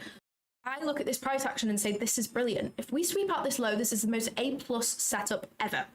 Like, unbelievable. If it doesn't play out, I literally don't care. Like, if we sweep this out and hold this zone and push out, and I get an entry, that is so A+ to me. I don't give a shit if this wins or loses. Like, I can't execute any better than that. We have a key drawn liquidity above us. We have accumulated buy side.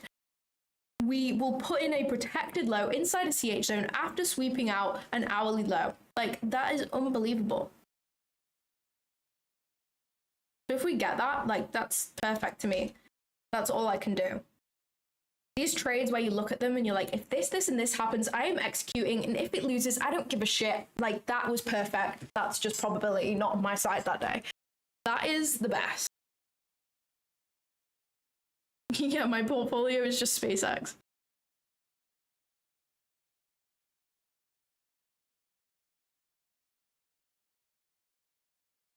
Aras Trading says, do you realize that to know your name and where you're from, you just need to search Claudia Trades on Company's House and it's public information, lol.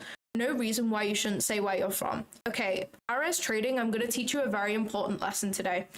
Your address on Company's House is not necessarily your home address. In fact, if you're not retarded, it's probably not your home address. I just want to remind you of that you can buy virtual addresses. You can use your accountant's address. Like, I hope that you have learned a very valuable lesson today. This should help you in future understand how things work.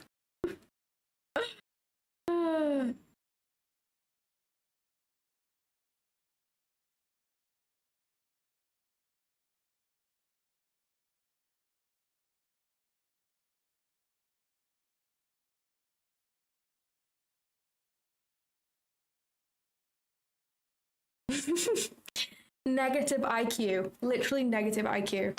Not to be a prick, but negative IQ.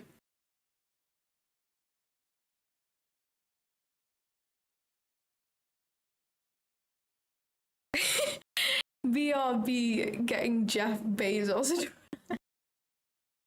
Literally, should we all like go to Elon Musk's house?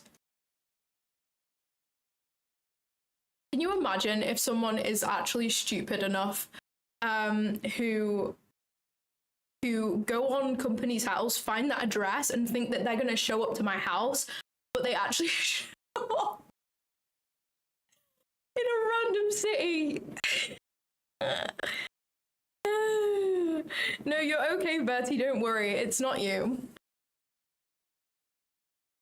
Like, I understand why you would ask it, especially if you're a female trader. At first, I didn't realize you were a female trader. I don't mind females asking me.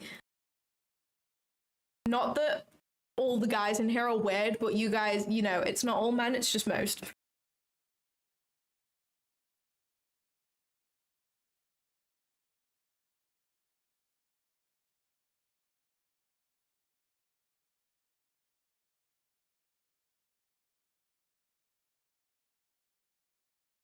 Why have we not swept yet? What are we doing? It's a fake out.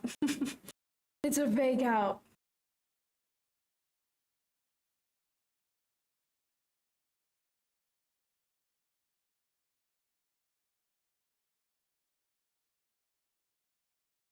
So I can't really give financial advice. But the one thing I will say is I have a limited company and an accountant who specializes in trading and prop firms. That is all I can really say. I don't want to give financial advice because I'm really not qualified for that. Your best plan is to ChatGPT, honestly. I learned a lot from ChatGPT.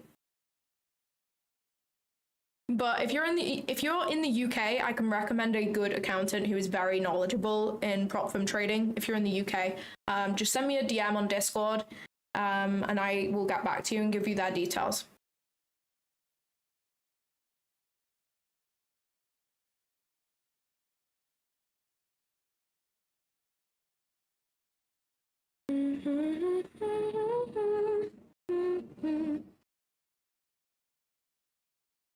Oh my gosh, guys, we're gonna get the sweep, it looks like. Imagine if we put in SMT with a yes. That would be unbelievable price action. You know when a setup's so good, like you get so happy before you even execute anything?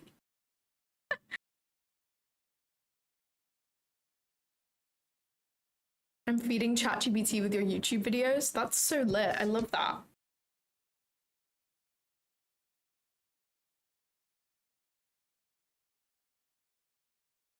Yeah, go for it. Send me a DM if you want my accountant. Quite a few people asked me in my Discord for my accountant's details. So I messaged my accountant and I was like, are you like, do you have space if I give people your details? Like, people are asking me. And he was like, yeah, I'm going to get you like fucking commission. And I was like, fuck, I've got an affiliate code for my accountant.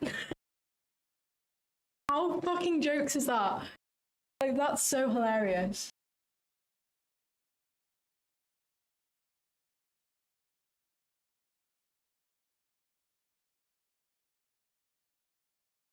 I'm looking for a buy once we sweep this low. If we sweep this low and get clean bullish closures, I will take a buy.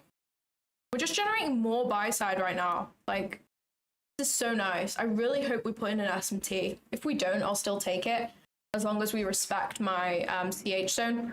But yeah.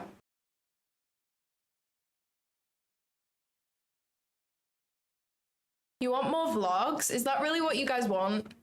I have a vlog coming. The editing is fucking sick. You know what? No, I can't. I was going to show you guys a sneak peek of the intro, but I can't because copyright. I got a new editor and he's amazing. He's really, really good. Like, I'm so excited to see the full version. He's going to send me the edited first draft today. So that should be uploaded this week.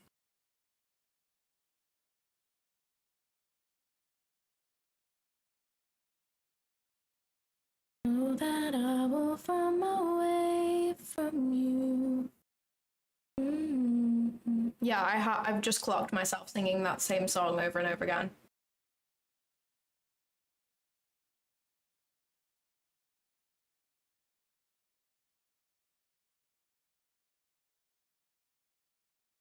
What other YouTube stuff do you guys want to see? I have a really good video coming. That is gonna be, so I've basically, if you guys don't know, I'm a big Randy Howell fan. Like, I love his stuff. He's a trading psychologist. If you've not heard of him, he is the fucking goat. But his stuff, he has hours and hours and hours of content, which I have personally watched. I've watched so much of his content. So I thought it'd be useful for me to just make a video, a 20-minute long video, just condensing all the stuff I've learned from those hours and hours of watching his videos, making notes and stuff. Because, like, I don't truly believe you need to watch all of his stuff to understand what he's trying to say. You know what I mean? So I thought that would be useful. But let me know what you guys think, if people would even watch that or not.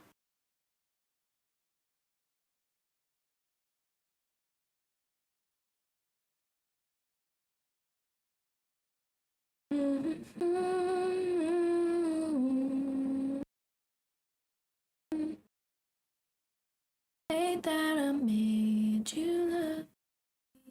Put in another set of equal lows right there. Let's wait for these to get taken out and then let's flip in Try and get some longs. Let's try and get some flipping longs. That would be so lit.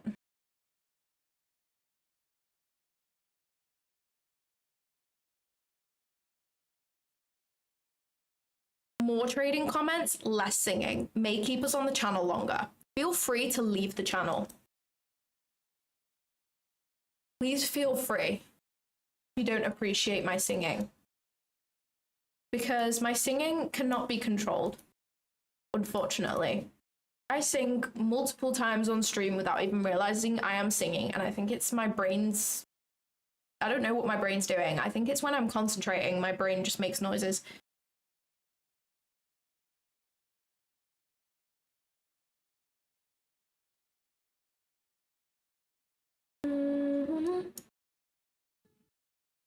That's a good idea for me to see if I can get a fib from Asia. Probably gonna have to be a 5-minute. If we could get one from Asia lining up too, that would high key be really nice. Let me see. Just know that I will. Oh my gosh, guys, do you see this? That is absolutely unbelievable. That is unbelievable.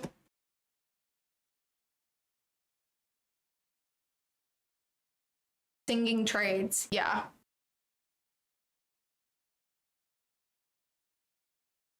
Yeah, if he said posture, yeah, that's so fair. Long form interviews? What do you mean by that?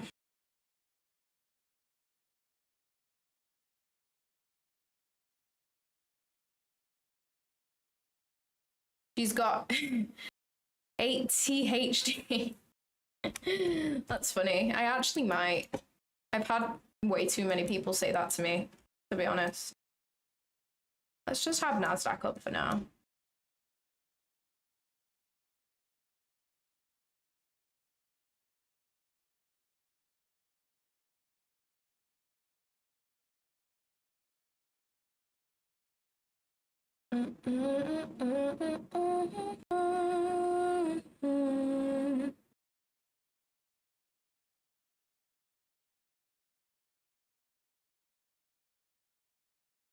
Come on, sweep out these freaking equal lows, please.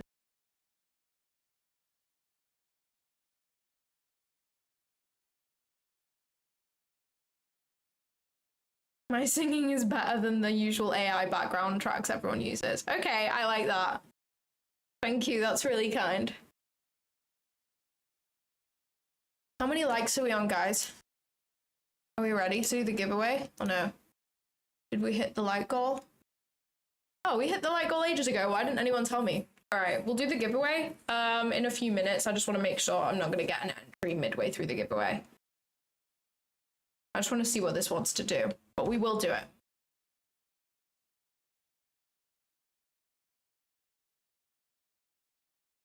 I promise.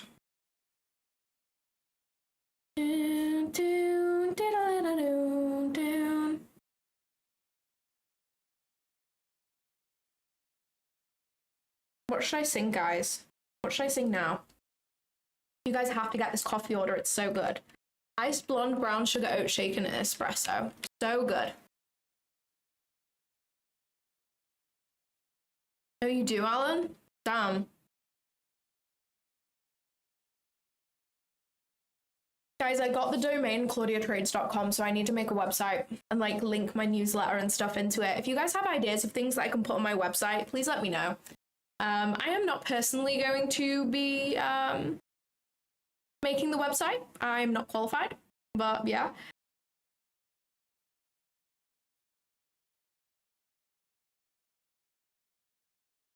Just an hour of me and Hannah chatting with could be another trader psychologist.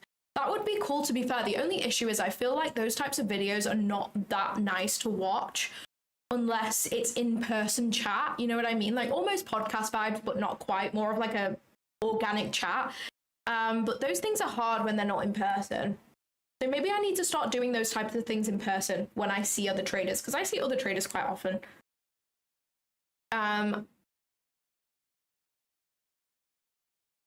So I am doing a speech at a trading event in London on the 1st of August, by the way. I don't know whether this has been announced yet, so I don't actually know whether I'm allowed to say that, but I always do this shit. So, yeah. So please don't repeat this from this live stream, because I don't know whether I was meant to say that, but, you know, I am doing a talk. I don't know why I'm doing a talk, but I am doing a talk. I'm asked to do a talk, I'm going to do a talk. I don't know why I've been asked to, but I have, so there you go. At a event in London on the 1st of August. It is a prop firm partnered with prop firm Match, I'm fairly sure. And there's only going to be 400 tickets sold, but I get 10 free tickets for my community. So if you are free on the 1st of August and would want to go, it's free, by the way. The tickets are free, but they're just like, it's a smaller venue. So they're going to sell out fucking fast, but I get 10 free tickets for my community. Obviously, I'm giving one to Hannah, so I have 9 tickets to share. So if you are interested in going to the event, there's other cool speakers, people bigger than me. So yeah, it's going to be a good event, much more intimate than the London Prop Expo, because there was so many people there. So it was a little bit hard to, like, I did meet tons of people. I met tons of people who follow me on Instagram and stuff and got to chat with them, which was so nice. But I didn't get to like have full in-depth conversations with people, I feel, because it was so busy. So if that is something you're interested in, please let me know on Discord, and I will like note your name, and you can get first dibs on a free ticket.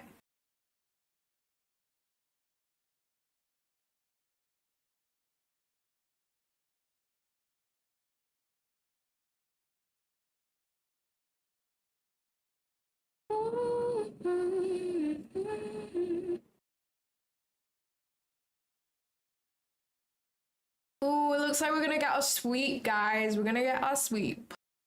Gonna get our sweep.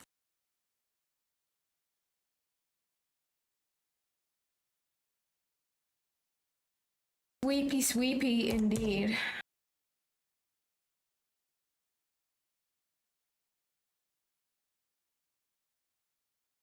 Like a podcast. Yeah, that'd be pretty fun, actually. I could definitely start doing that. I will do that. I will do that for sure. Do you guys have any traders in mind who you would want me to like interview for a YouTube video that could be fun? Because especially if I'm like friends with them, it's easier for me to ask more unfiltered questions, you know what I mean? So if it's someone you've seen me like with on Instagram or seen me interact with or whatever, they don't have to be from the UK, because I have plans to go to America later in the year. Let me know.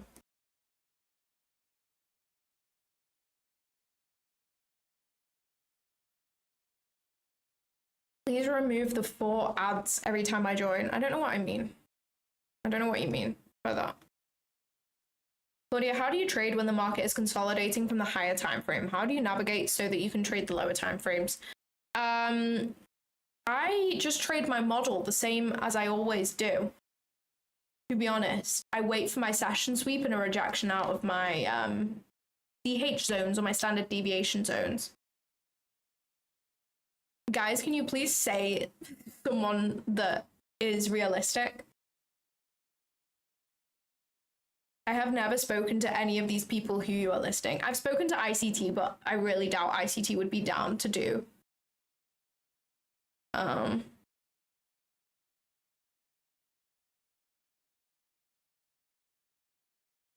Don't say people with like 100K, because that's unrealistic, I feel. Come on, let's get that sweep.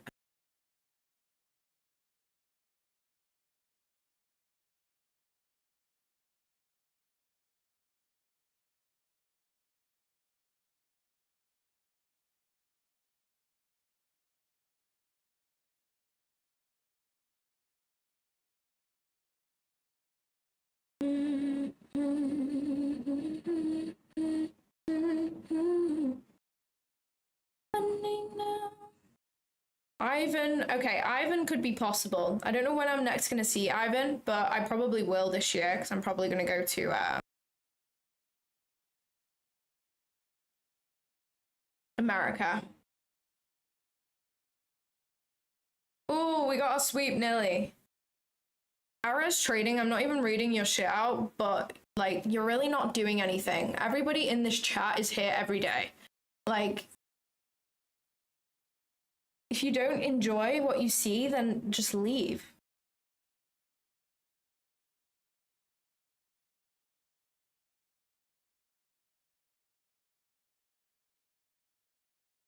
All right, let's see whether we can hold this or whether we are going to continue lower. And then if that's the case, I'd have to draw some new fibs.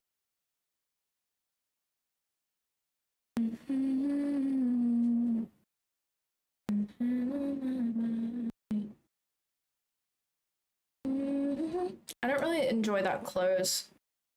I would say that that close has invalidated this zone right now. So what we're going to do is we're going to find some bigger fibs.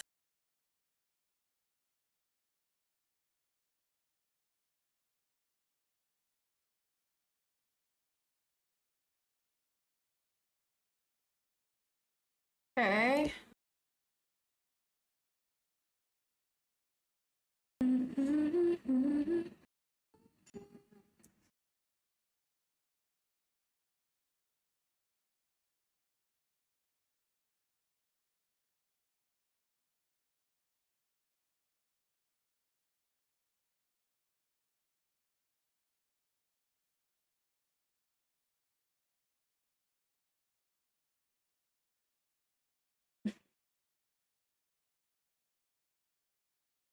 Put an S&T though.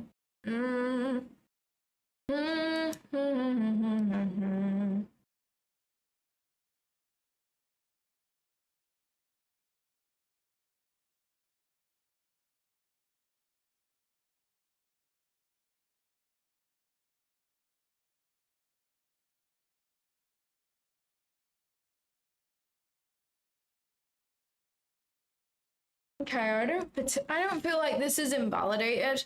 I just want to see us push all the way through it. I did think it was invalidated, but we have just put in an S&T. So I still like it. But if we keep pushing lower, then I'll draw out some new fibs for sure.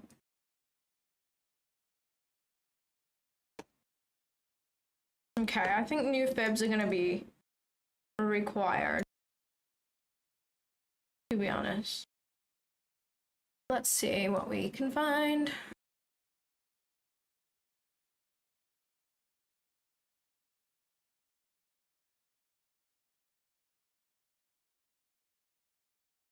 Just know that I won't find my way from you.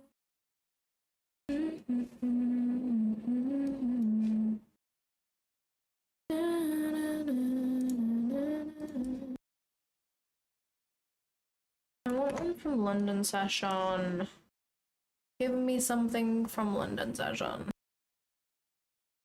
That is like the only fib that makes sense in London to me.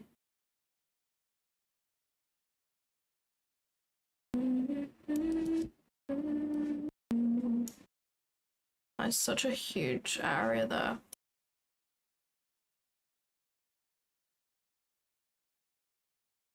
No, that's crazy.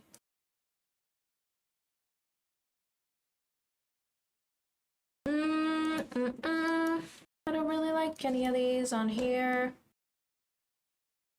Whether we can see anything on ES, maybe.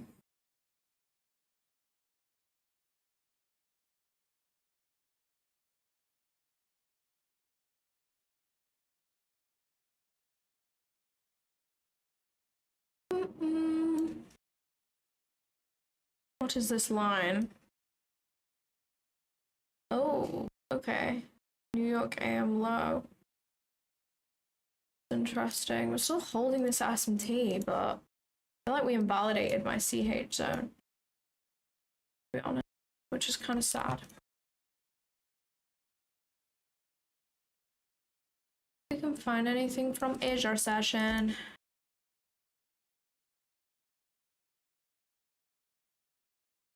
No.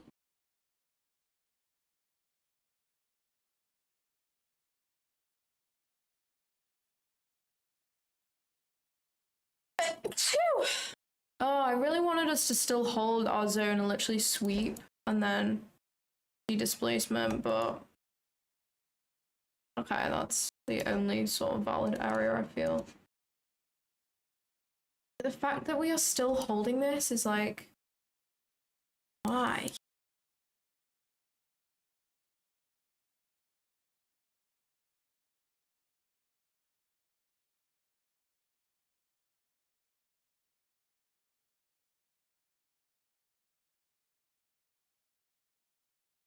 No, I can't find anything that makes sense. Other than this area. Right there.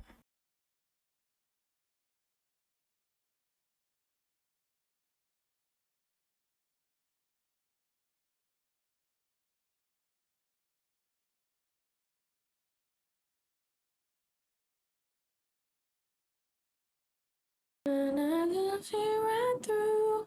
The SMT indicator is called ICT call zones and pivot. No, it's not. Called SMT Pro Plus. That one.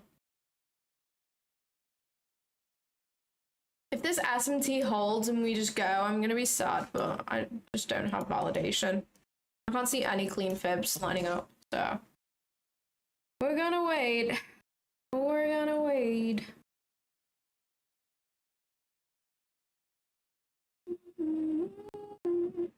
I'm so bored. I know, Hannah, I thought we were gonna get an entry on the sweep of this low, but just invalidated the area, sadly. Now it's pushing up. I feel like I'm missing something, but I just don't think that I am. Like, if it's taking me this long to find a fib, it's like, all right, pack it in. Pack it in.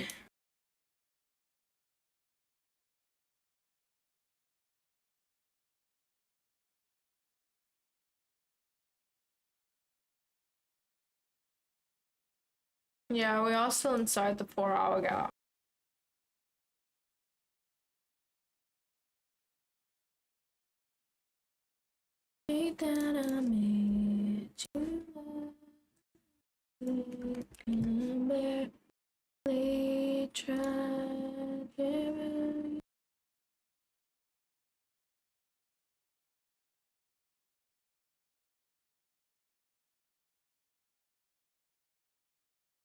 Ugh. Yeah, same. Yeah, it's very slow. We're bullish from him. Just gonna be sad and not take anything, and yeah, that's it.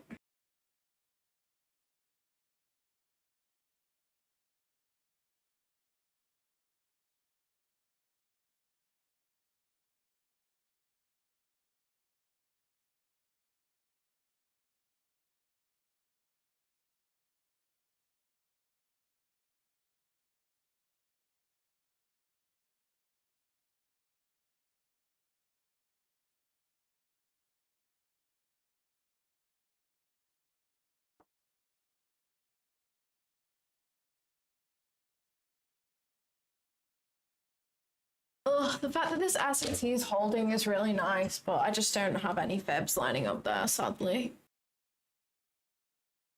Sadly. Oh my goodness. Look at that. Was that 8:30? Yeah, that was 8:30, okay. No, I've not taken anything yet. I wanted to take something after this sweep, but we didn't end up holding my rejection zone, so now I'm just waiting.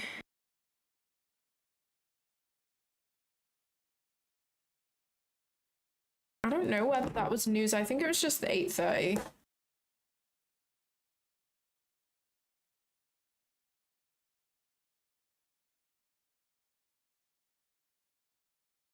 I wouldn't have got an entry even if I was going to take this anyway, because we never got any sort of rebalance.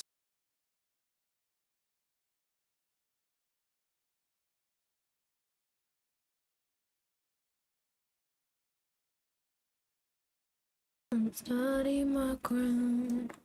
I mean, either my patience is going to pay off and we're going to get that A+ setup, or my patience is going to pay off and I will have conserved capital.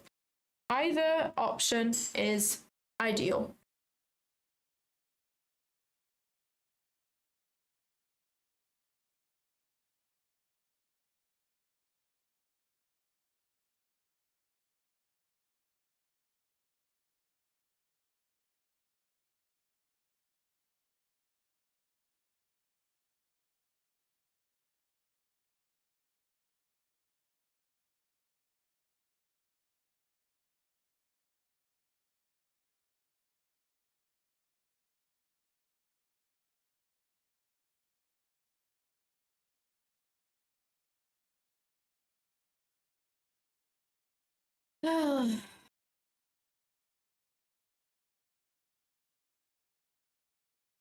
I'm interested to see how the rebalance plays out here, because if we had respected my rejection zone here and we'd pushed out, I would be entering at 0.5 and I wouldn't have yet got an entry. I'm not going to be taking this because it disrespected my rejection area. So in the basis of my model, there is potential we could continue lower and this could be another fake out. So, but this would be the trade that I would have taken if this had respected my bid projections. So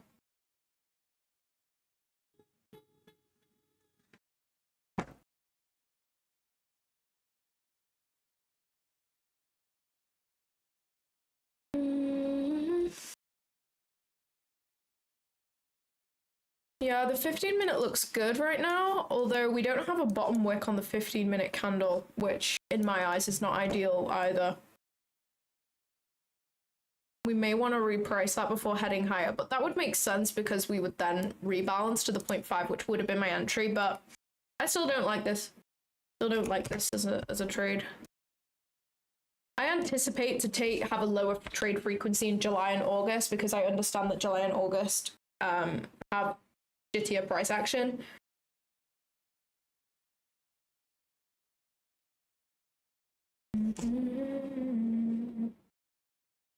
Just know that I will follow.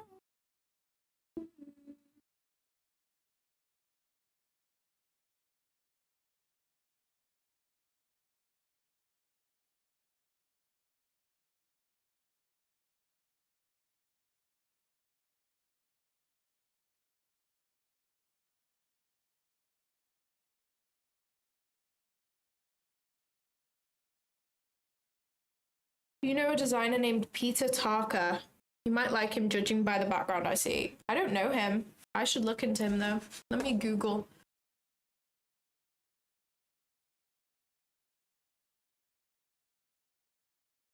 Peter Tarker. Have I spelled that right? Oh no, I have not spelled that right. Fuck. Ah.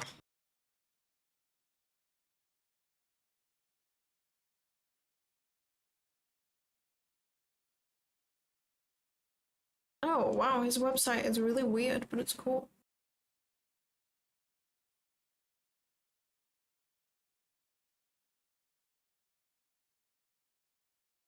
Let me... Images, maybe. So what does he make? I don't understand what he's done.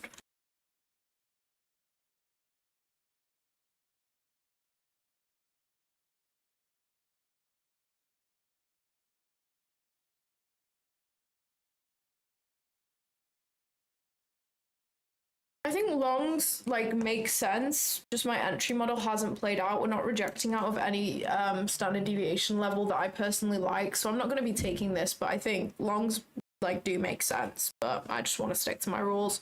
It will pay off in the long term.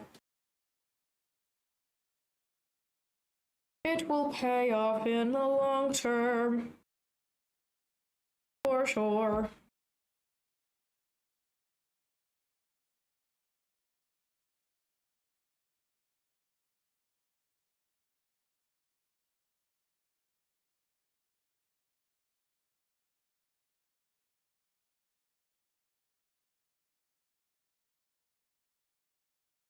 Yeah, honestly, having a copy trader is goated.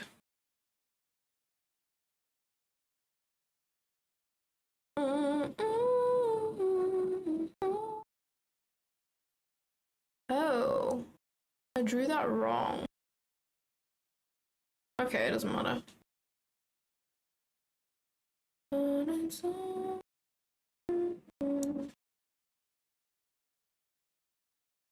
Exactly. It hasn't come down into my rejection zone. We had a rejection zone right here, but we left in equal lows. And as you can see, we came down, swept out the equal lows.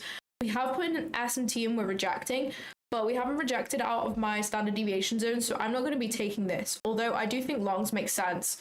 I would understand why people would take longs here, but I'm just personally not doing that.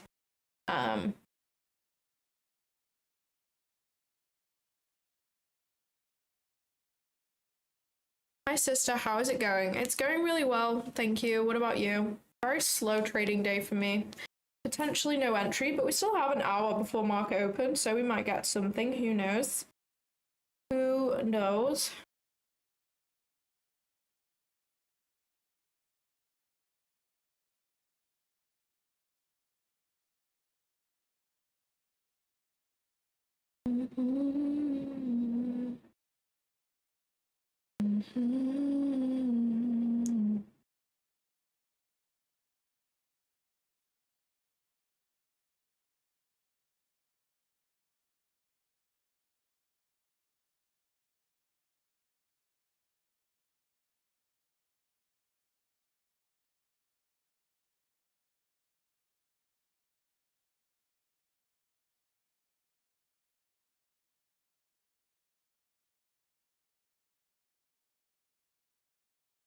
Guys, I go to Greece really soon. I go to Greece in less than 2 weeks with my family. I am so excited because every holiday I've gone on this year so far, I have still been working on the trip. Like, I have not really had full relaxation mode. Even though I went to Mallorca pretty recently with my girlfriends, I still did work on the trip here and there. Like, and I still traded as well. I think I'm still going to trade while I'm away, but I'm just going to set alerts, and if I see the alert and I'm around to trade, then I'll take it. But if not, then I'm just going to chill, because August PA tends to be super slow anyway, so I don't think I'm going to miss anything. So it's just going to be nice to relax, because I've been feeling a little bit burnt out recently, because there's just so much I want to achieve, and I just feel like I've been forcing myself to leave my office around 4 p.m. each day, because there was days where I would get here, like I would wake up at 6 a.m., like do my morning routine, all that jazz, and I would get here at 8 a.m. and not leave till 7 p.m., which is just fucking ridiculous. Like, so easy to get burnt out when you're doing that. So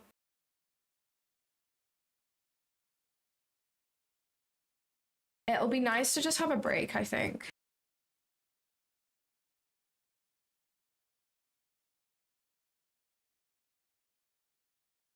I was gonna long on the sweep if we respected my rejection zone, but because we did not, I didn't take the long.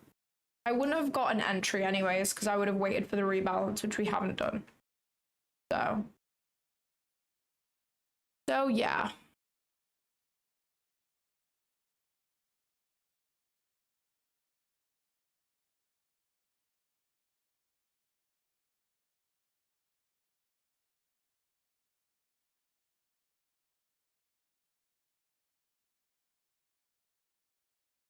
There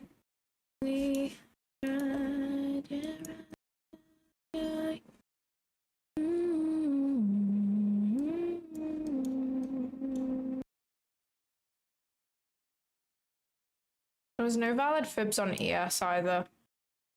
Like, this was valid, I guess, but yeah. We'll see what happens on this rebalance right now.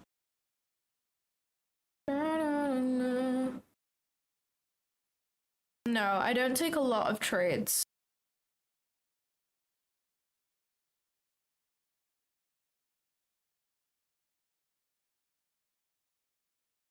I don't take a lot of trades. I think anyone who does take a lot of trades, like, I don't know. I feel like if you're taking a ton of trades in a day, they're probably not all high quality setups. I only take high quality setups.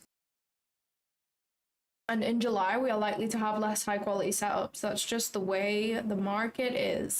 July and August tend to be a little bit slow. Yesterday was like watching paint dry, honestly.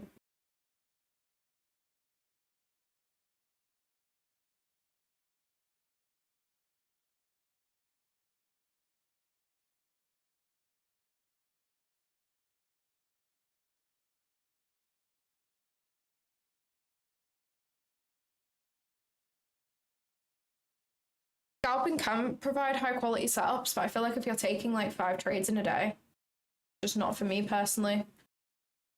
Not for me.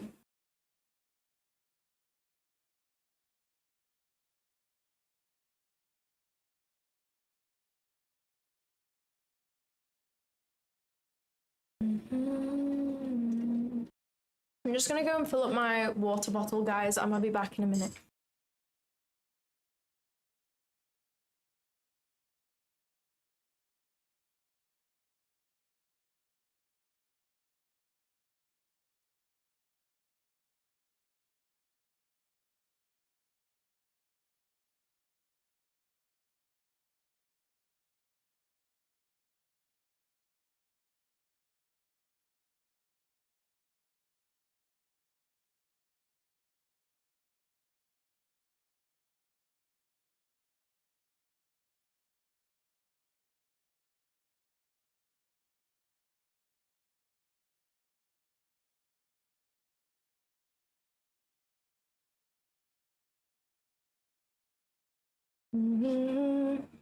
No, I'm not in this trade.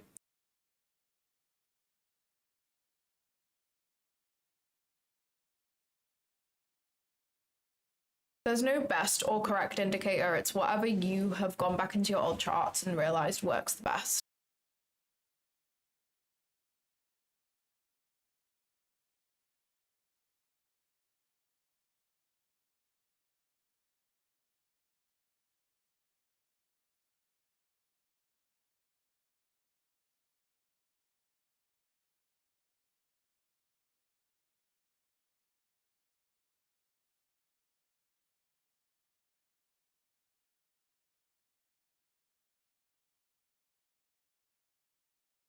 .5 manipulation from bottom wick to third high.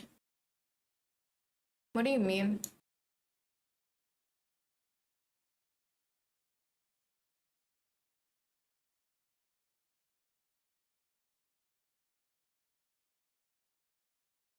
Do you have a job outside trading? I don't have a job. I don't work for anyone. I'm self-employed, but I make money from other things which aren't trading.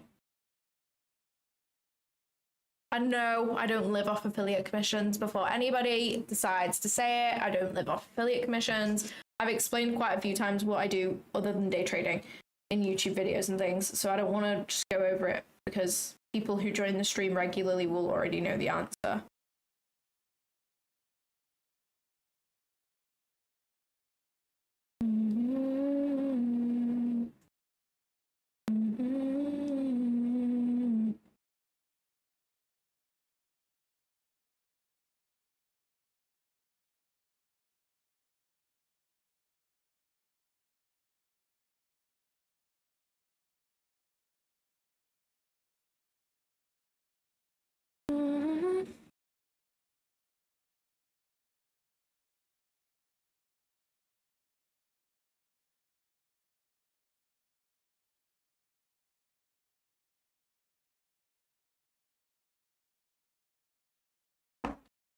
She's a market maker.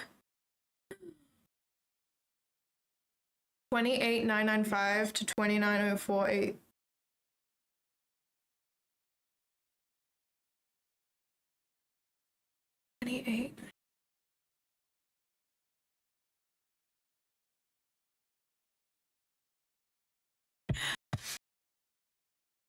She's a market maker. Like, yeah, that is my other job. She sells ducks. No, I would never sell ducks. Oh my gosh. Ducks are my favorite animal in the world. I would never do that. I would keep them all for myself. Okay, this would be the rebalance. We can see whether this holds or not. If it does, oh well. If it doesn't, we were right. This would be my entry. I would have been filled into the trade. Claudia, hello. What can I do for you?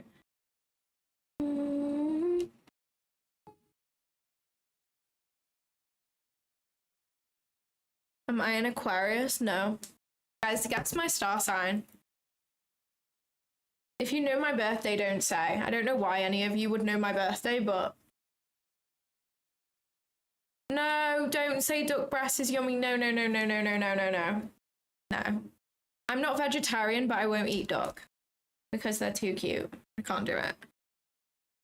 Oh yeah, there definitely is a giveaway. Yeah, I totally forgot that we were going to do that. Thanks for reminding me. Okay, I'm going to give away a 50k Lucid Pro account. In order to join the giveaway, all you have to do is join the Discord that is pinned in the chat from Alan, my amazing mod.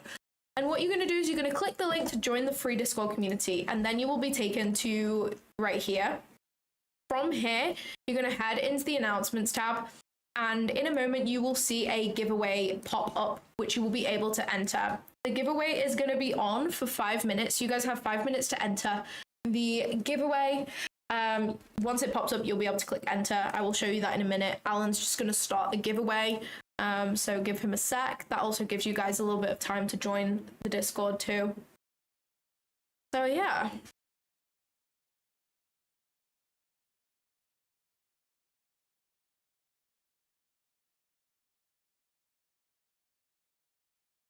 Oh, sorry. It's in giveaways.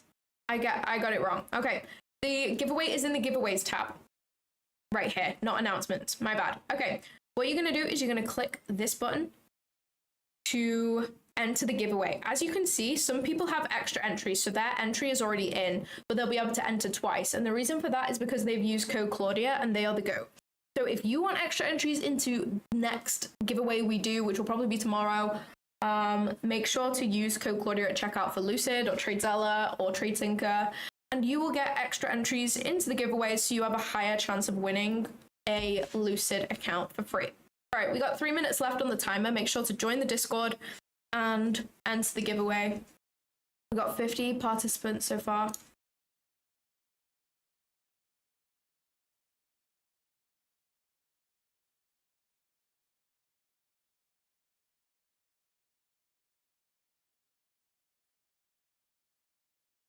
Just know that I'm Damn, guys, look at this. Can you imagine if I had entered this? It would have been sad so far. My stop loss would have been right there if I had entered, but I did not want to.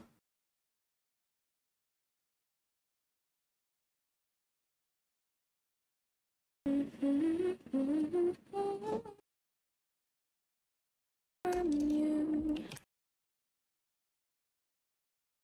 78 people in the giveaway. We got 2 minutes left on the timer.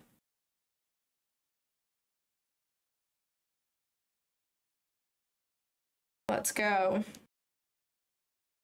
How many members in the Discord do we have right now? I feel like we have a lot. We only hit 4,000 members pretty recently, but I feel like we're gonna be... Let me see. We got 4,383 members. That's crazy, guys. The fucking Discord's popping.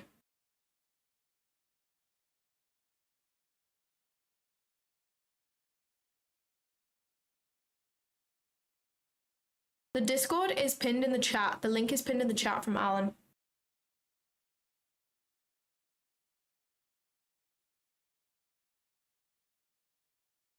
I don't trade inversion fair value gaps pops, so I don't know.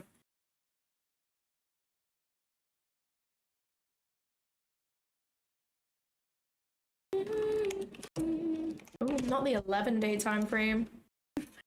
Definitely not the 11-day time frame.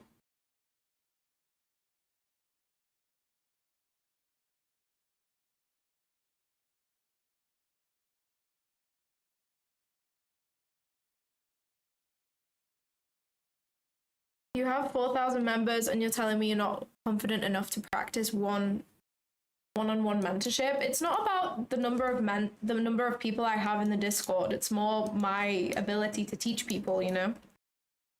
I have to have proof to teach people. I only have 2 payouts. That's not enough proof that I am consistently profitable, in my opinion.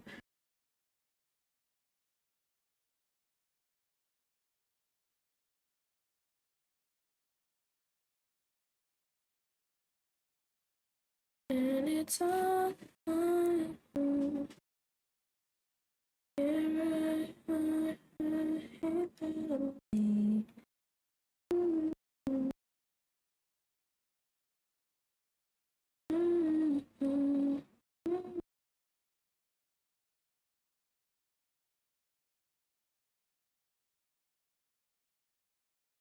My entry technique is seeing a rejection out of -4 and -2.5 bid projections, along with some sort of session sweep. So if I can get a rejection out of this area, I will take an entry. But until then, I am not taking an entry. People keep asking me, have you still not taken a trade? As if that's unusual. You guys have to work on your patience. You know? You have to work on your patience. Not every day is a trading day. I'm not taking a trade unless I see an A+ setup. I'm going to sit here and stare at this dry-ass price action until I get an A+ setup. And if I don't get one, I'm not going to take shit.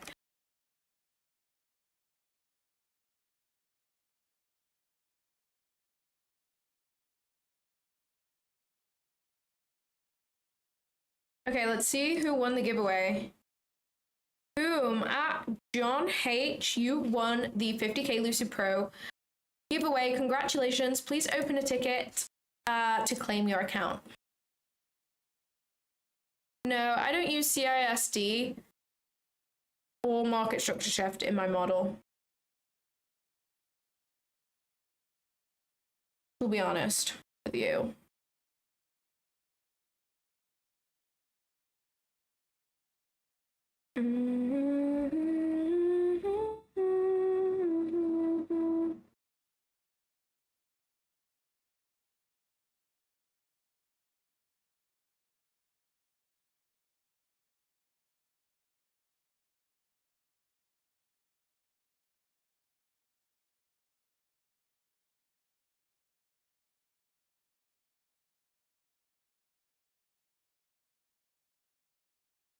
I wasn't planning on releasing a YouTube video with my rules because I just don't have enough data on my model yet. I don't want people to copy me when I'm not 100% confident in it. Like, I'm working on gathering data, but it takes hours and hours to actually gather a valid data set manually, unfortunately. And I have other shit to do in my day. Like, I only have like about an hour of spare time every day to gather data, unfortunately, because I do other things in life. How many hours of ICT did you watch? I have no idea. Hundreds of hours, genuinely. Not even being dramatic, genuinely hundreds of hours. Have you experienced payout denial from prop firms? I haven't, actually. I have not.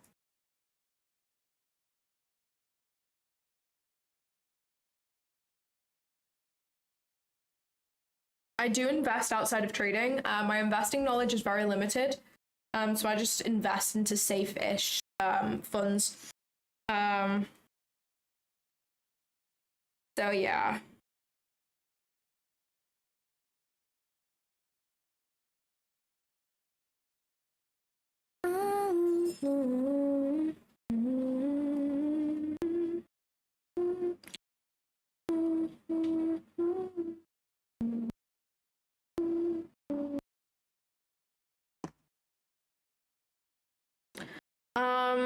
The ICT videos that I would recommend is the 2022 model. His core content is really good. Just pick the concepts that you like the sound of, and learn some of his core content. There's a lot of value found in his core content, I think. I watched his one setup for life video, which I use a lot in my trading right now. That one setup for life video is a lot of is very revolvent around session liquidity, which obviously I use in my model. So I love that video.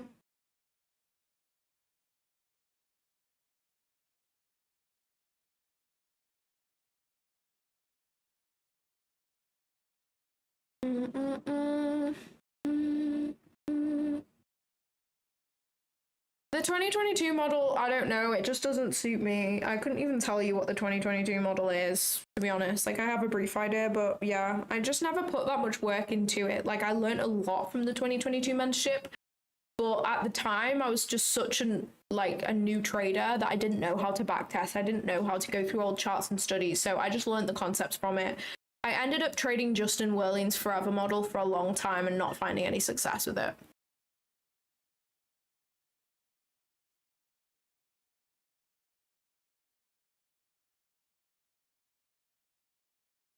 Oh, this is so slow and boring. It really is so slow and boring. I don't really think so. You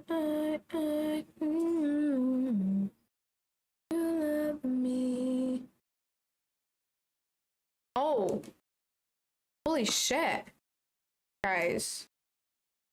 That's crazy. What is that? Damn, I'm so happy I didn't take that trade. W patience, W everything. Just W. Just W, that's it. Alright, let me see financial juice right now. If anyone has non-delayed financial juice, please share with the chat what just happened.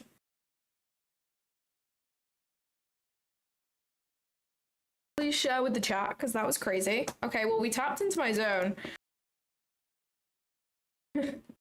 We tapped into my zone, to be fair. And we've had a green candle closure. I'm gonna get MNQ up on this side. And same with ES too. Damn, look at that on ES. Fucking crazy.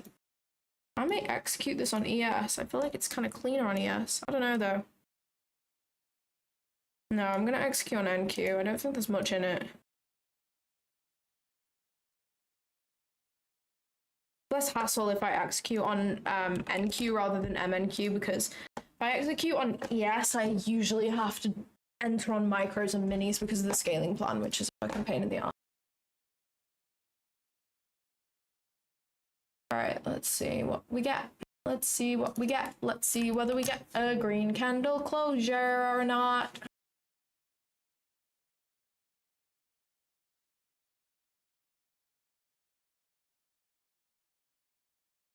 Looks like we may.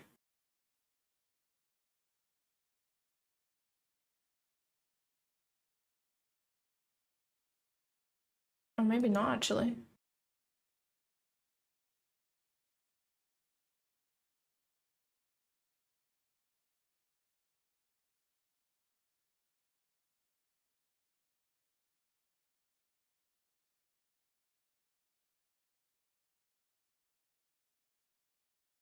Jeez, I don't want to do that much. That's crazy.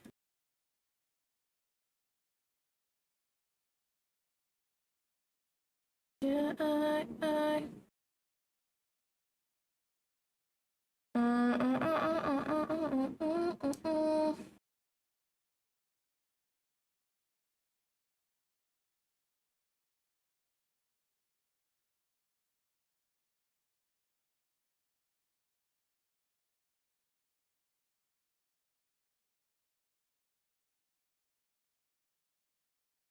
I'm gonna make sure this is on the right account, actually. Yeah, we're good. My account that's in drawdown is currently the leader of my copy traded account. Okay, yes, that is one tick below the low. Always one tick below the low. All right, let's test this out. I waited super patiently for the setup. We got a rejection out of my zone pretty perfectly. Holy shit, okay. Let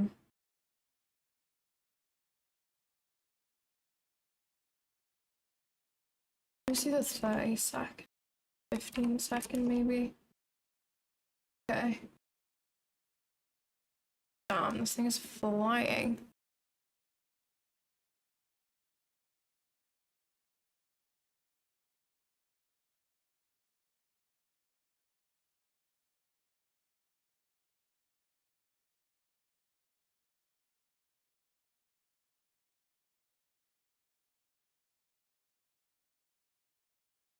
Alright, there's the hourly open. I don't think we're gonna leave in no bottom wick. I think we have a high chance of getting filled. Our limit is above the consequent encroachment of the wick, which makes sense because if we invalidated the consequent encroachment, I wouldn't anticipate us to continue higher. I would anticipate for us to continue dumping. I'm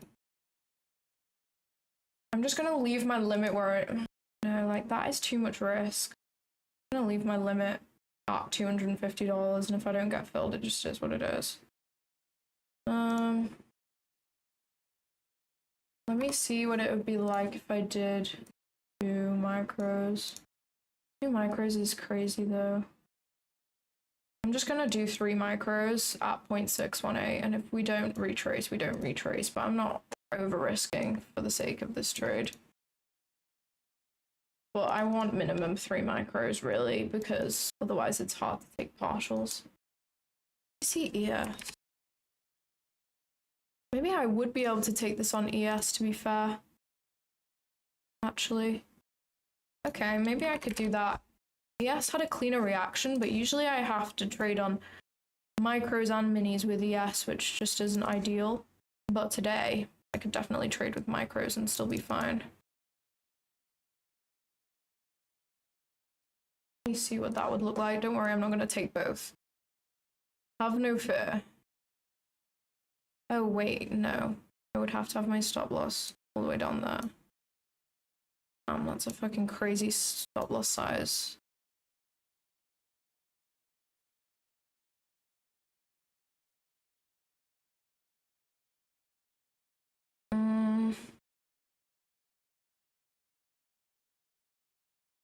Yeah, I think I prefer this on a yes, honestly. We have lots of room to the upside, so I don't mind it.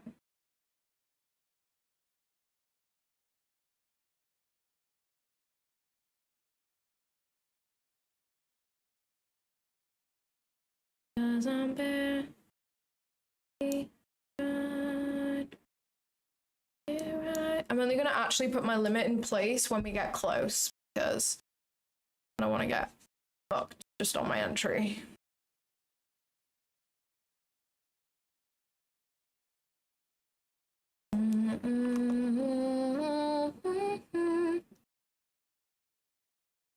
Yeah, we have no bomb wick. I think we'll come down to my entry. Makes sense. Take out the bottom wick and continue higher up to all of these stacked highs. The context is there for sure. I like it. I like it. I do have the chat turned off for now, so if you guys are asking questions, I will get around to them. I'm not ignoring you. I'm just locked in, and I don't particularly enjoy reading the chat while I'm executing because I don't want anything the chat says to sway me. I just want to execute. If it wins, it wins. If it doesn't, it doesn't.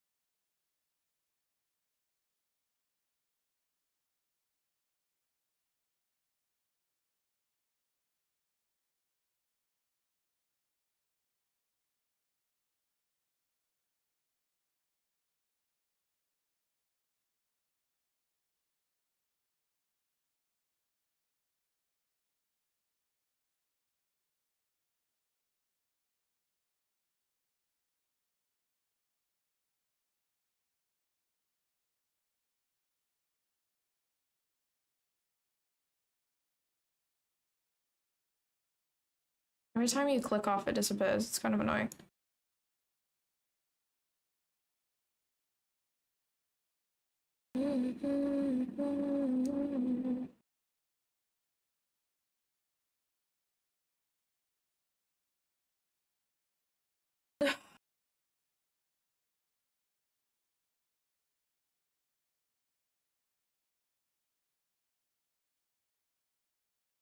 Come on, surely you want to rebalance. Surely you want to rebalance.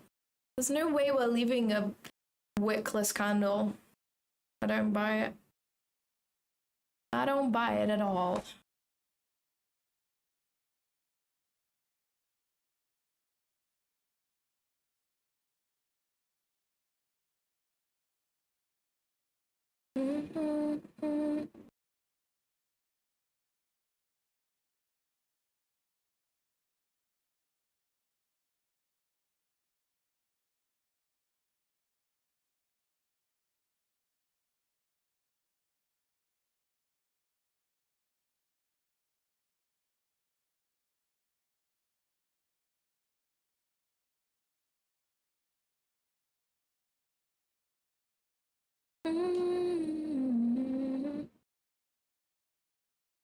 Come on, I don't want another day of not getting an entry. We've had such a slow, like, yesterday and today. of predicting price perfectly, but just not being offered an entry. Been pretty rough.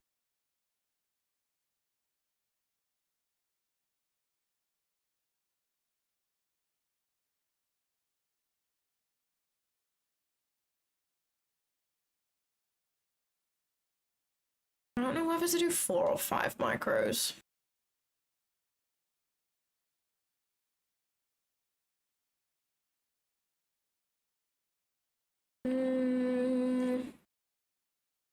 I'll do 5. $6 over is not really that deep, is it?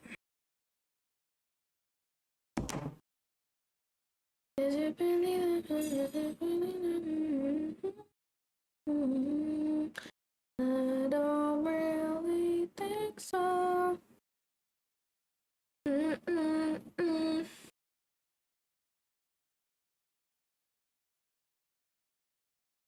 Okay. Let me get a little closer. I'll put my limit in.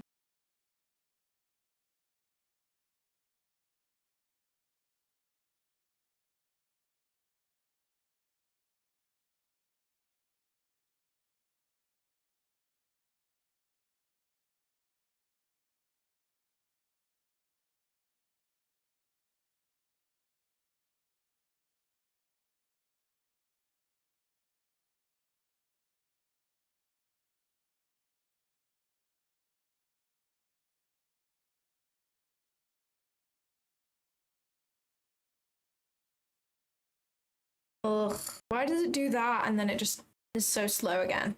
Back to being slow as fuck.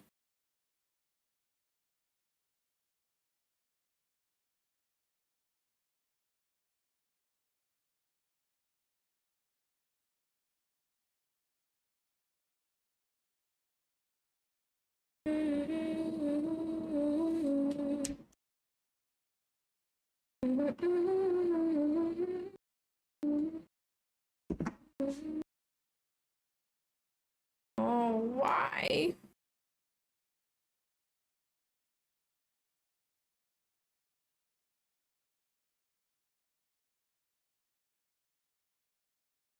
Are we really gonna leave this imbalanced? Is that what we're really doing right now?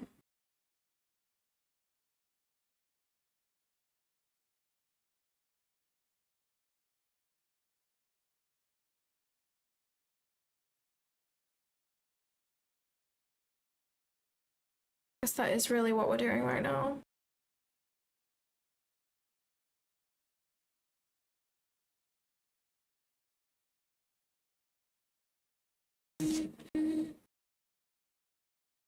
That I made you.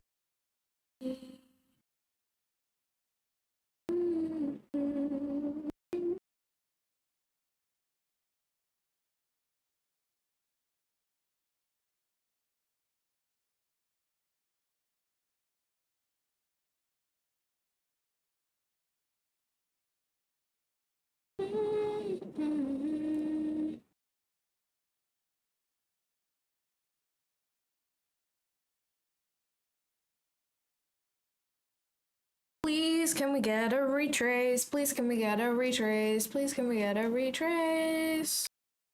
Please. There's no way we're leaving that wickless. I just don't buy it. I don't buy that we're leaving that wickless candle. There's no way.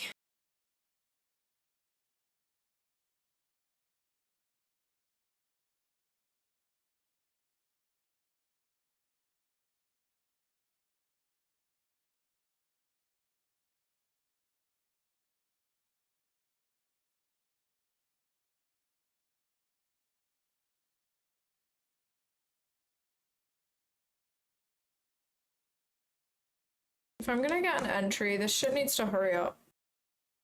Because market open is looming. Market open is looming right now.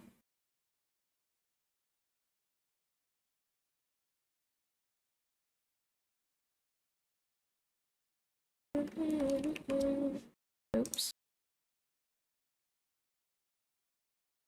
Come on. Come on, come on.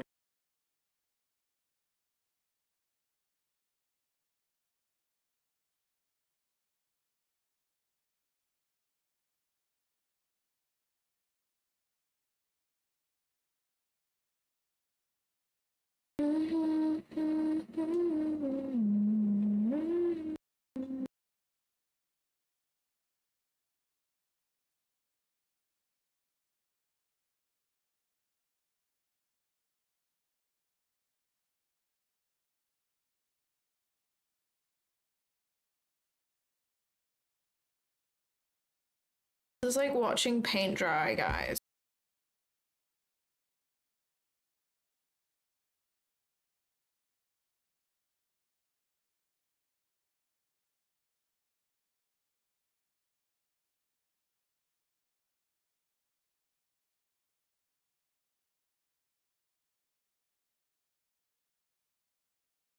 Do we think we're gonna get filled or not?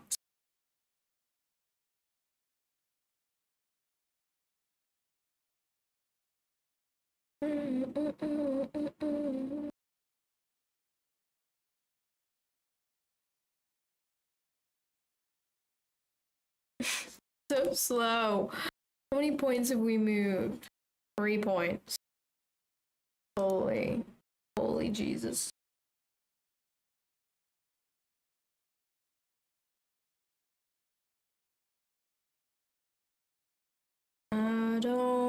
We're so patient and we wait this long for a setup.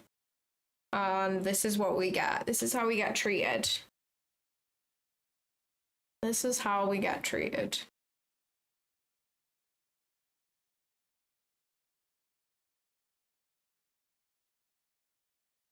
Oh my god, bro. I thought that was it.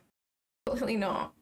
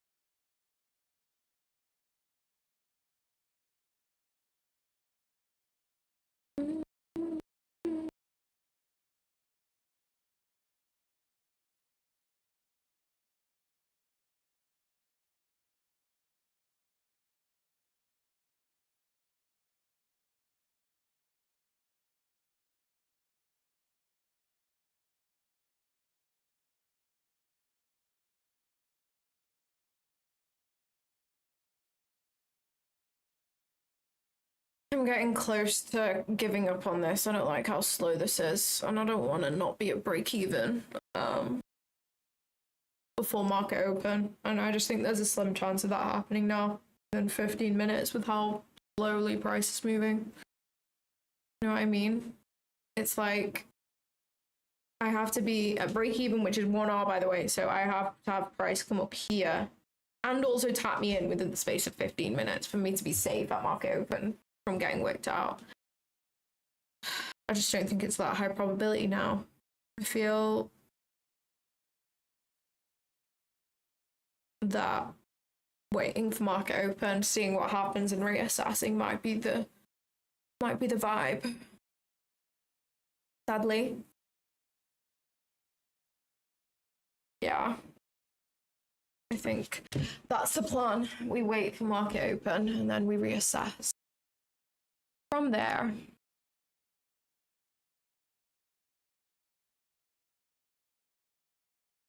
okay, I'll put the chat back on now. Sorry.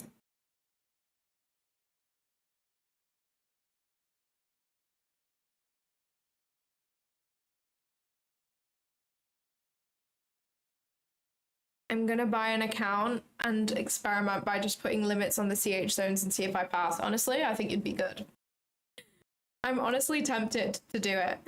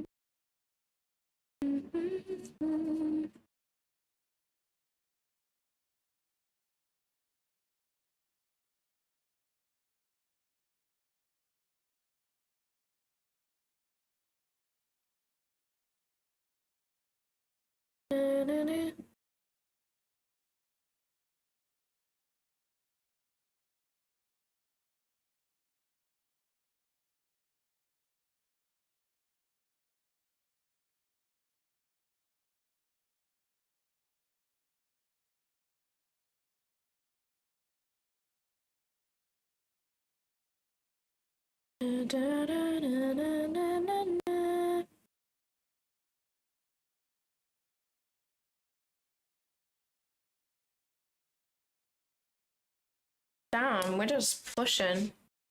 We're just pumping.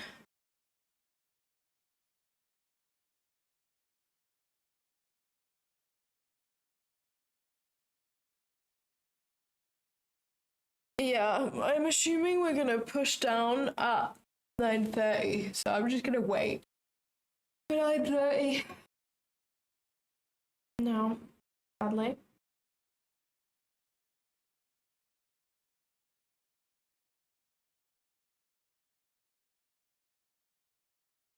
A CH zone it's a Claudia Hannah zone. Me and Hannah kind of made it up. It's just an area of standard deviations that all line up, and like this is my area of anticipated reversal. So you can see we have a -2.5 and a -4 lining up right here. And this is where price reversed from.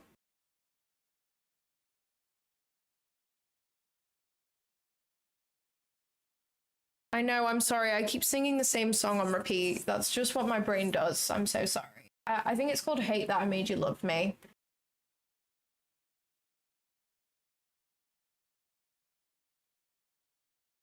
Oh, guys, this is boring as heck.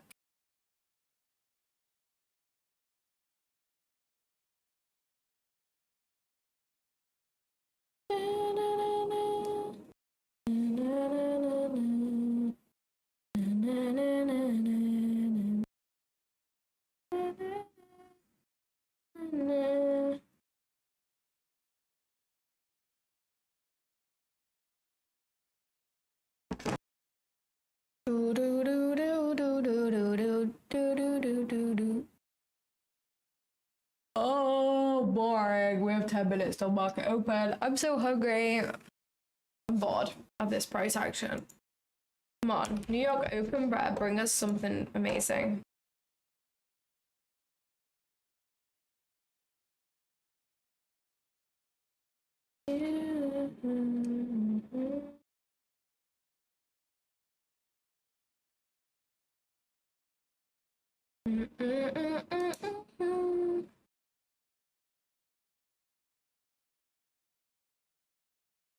I think people in the 80s and 90s complained about their backs as much as we do now. I honestly have no idea. What I do know is that I sit on my computer like this, so back problems are inevitable. I'm trying to work on that and just sit like a normal person, but it just feels uncomfortable to sit like this. I feel like I need to sit like this. This is great. Oh.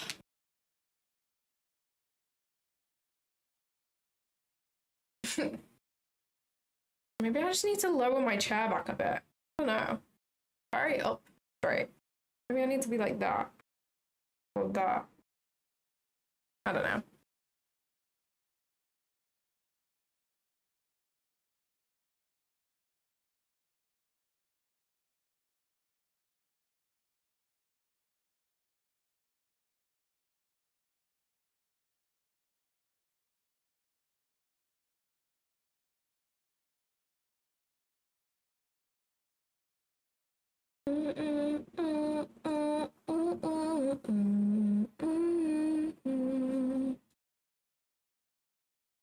Yeah, maybe I need a footstool as well. Maybe.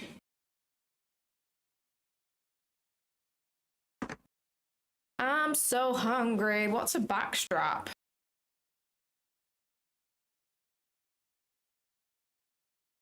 What is a backstrap? Oh.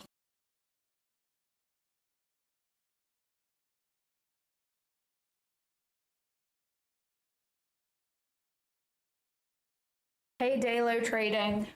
Everyone say hi to Daylo Trading. He's probably left because he has to live stream. Interesting conditions. Interesting indeed. I wanted longs out of my pink box right there, so I didn't get an entry.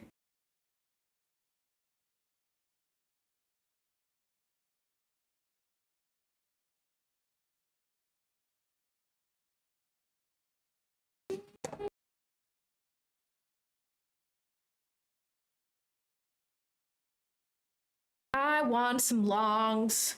Daylo Trading, do you want longs or shorts?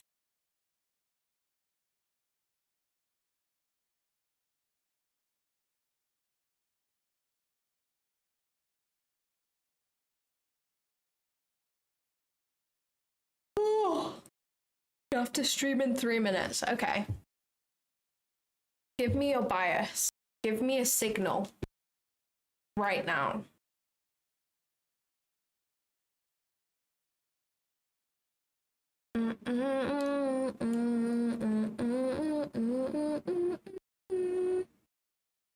We are all signal botting Daylo Trading. At Daylo Trading, we are all signal botting at Daylo Trading today on stream.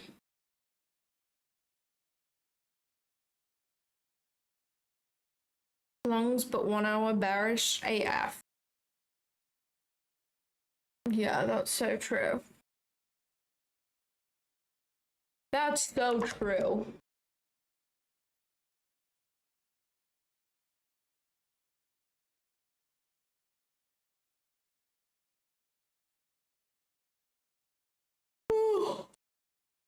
I can't stop yawning. I don't know why. I've just had a large Starbucks and clearly not done very much.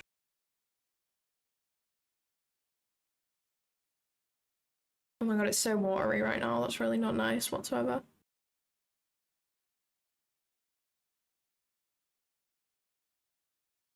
POA for market open. We just dump straight through this, then I'm done for the day. ICBA. But if we come down to 0.618 and we push upwards,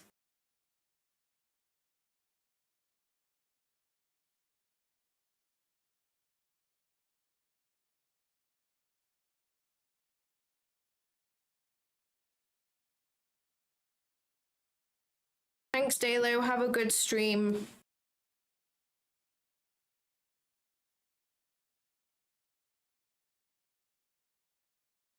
We break through this range lower, then I'm done for the day. But if we break down and hold, I'll be able to maybe get my longs. I want to see a breakdown and a push out, and then try and get an entry.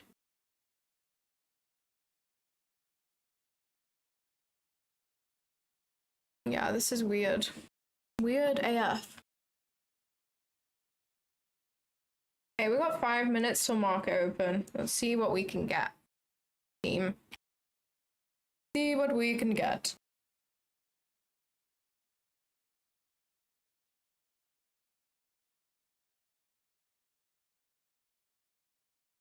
I want to just mark out this wickless candle. There's the wickless candle. That would be my entry point. I was going to limit right now, but I'm not going to limit because limiting into market open is a bit crazy.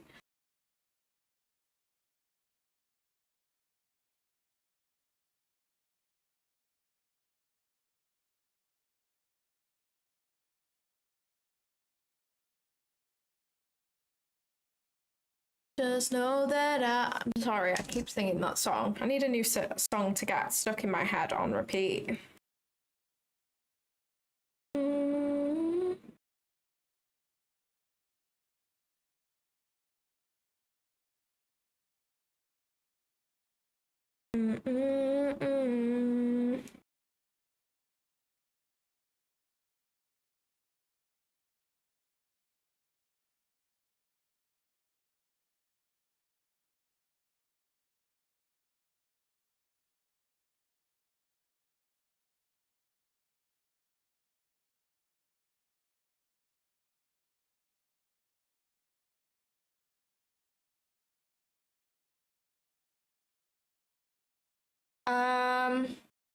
In history, how many trades did you miss because you waited for retracement? I honestly don't know. I don't think it's many.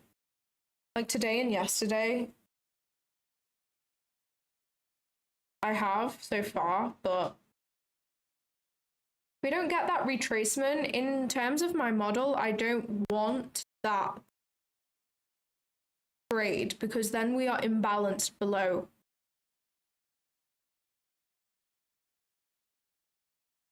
No FOMO, you lost no money, just a good forward test. Bang.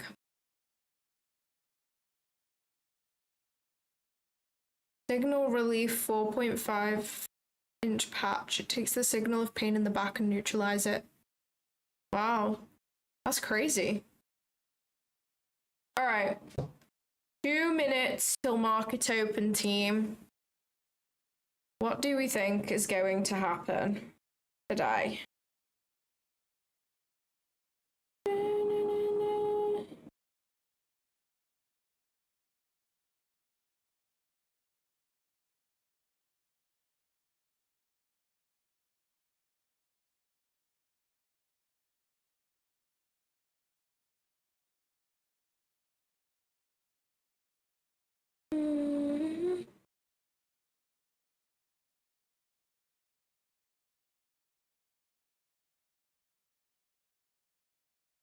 Yeah, I'll trade New York AM on the odd occasion if I think my model could still play out, but it's just waiting till New York AM to play out, but not very often because usually all of my potential setups have kind of happened for the day by New York AM, but today that isn't the case, so I'm just going to see what happens.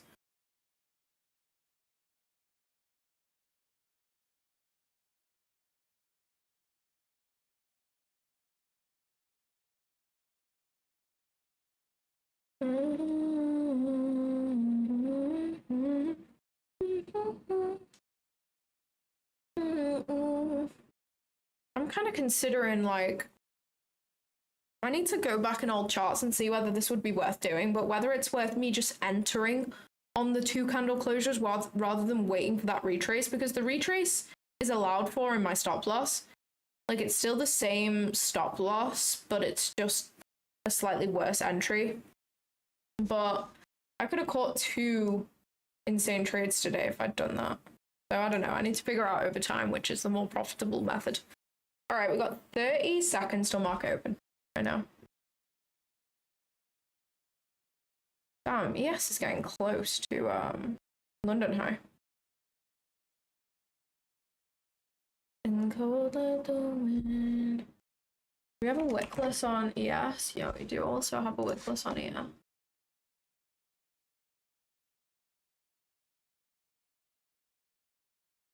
Okay, let's market open.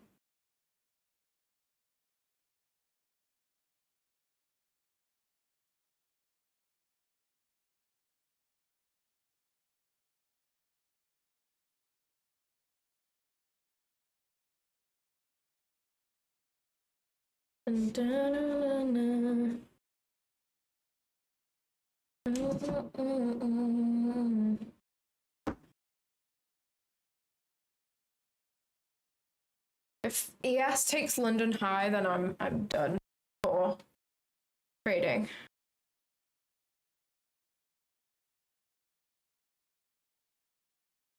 I have one thing that I want to see, and if I don't see that, I'm gonna hop off my charts and call it a day.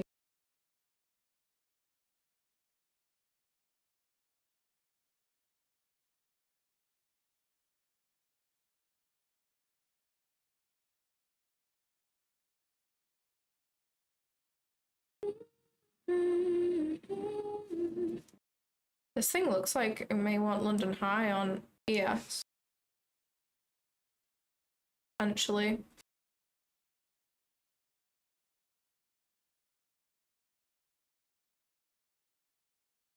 I literally spelled candle wrong. I've just realized.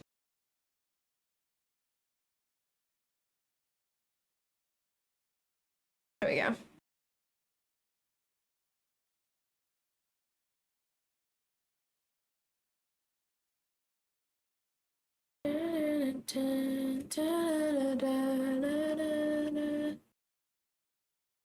Is it gonna take it? Is it gonna take it? It looks like it. Yeah, alright. ES has taken London high, so I am done for the day. I didn't want shorts, I wanted longs. We now have a bearish S&T on the higher time frame, so I'm not really interested in taking anything for the day. Kind of sad, but is what it is. I've been very patient waiting for my setup. It just unfortunately didn't present today. So there you go. I hope you guys have an amazing rest of your day. I'm going to be back. Oh, hello.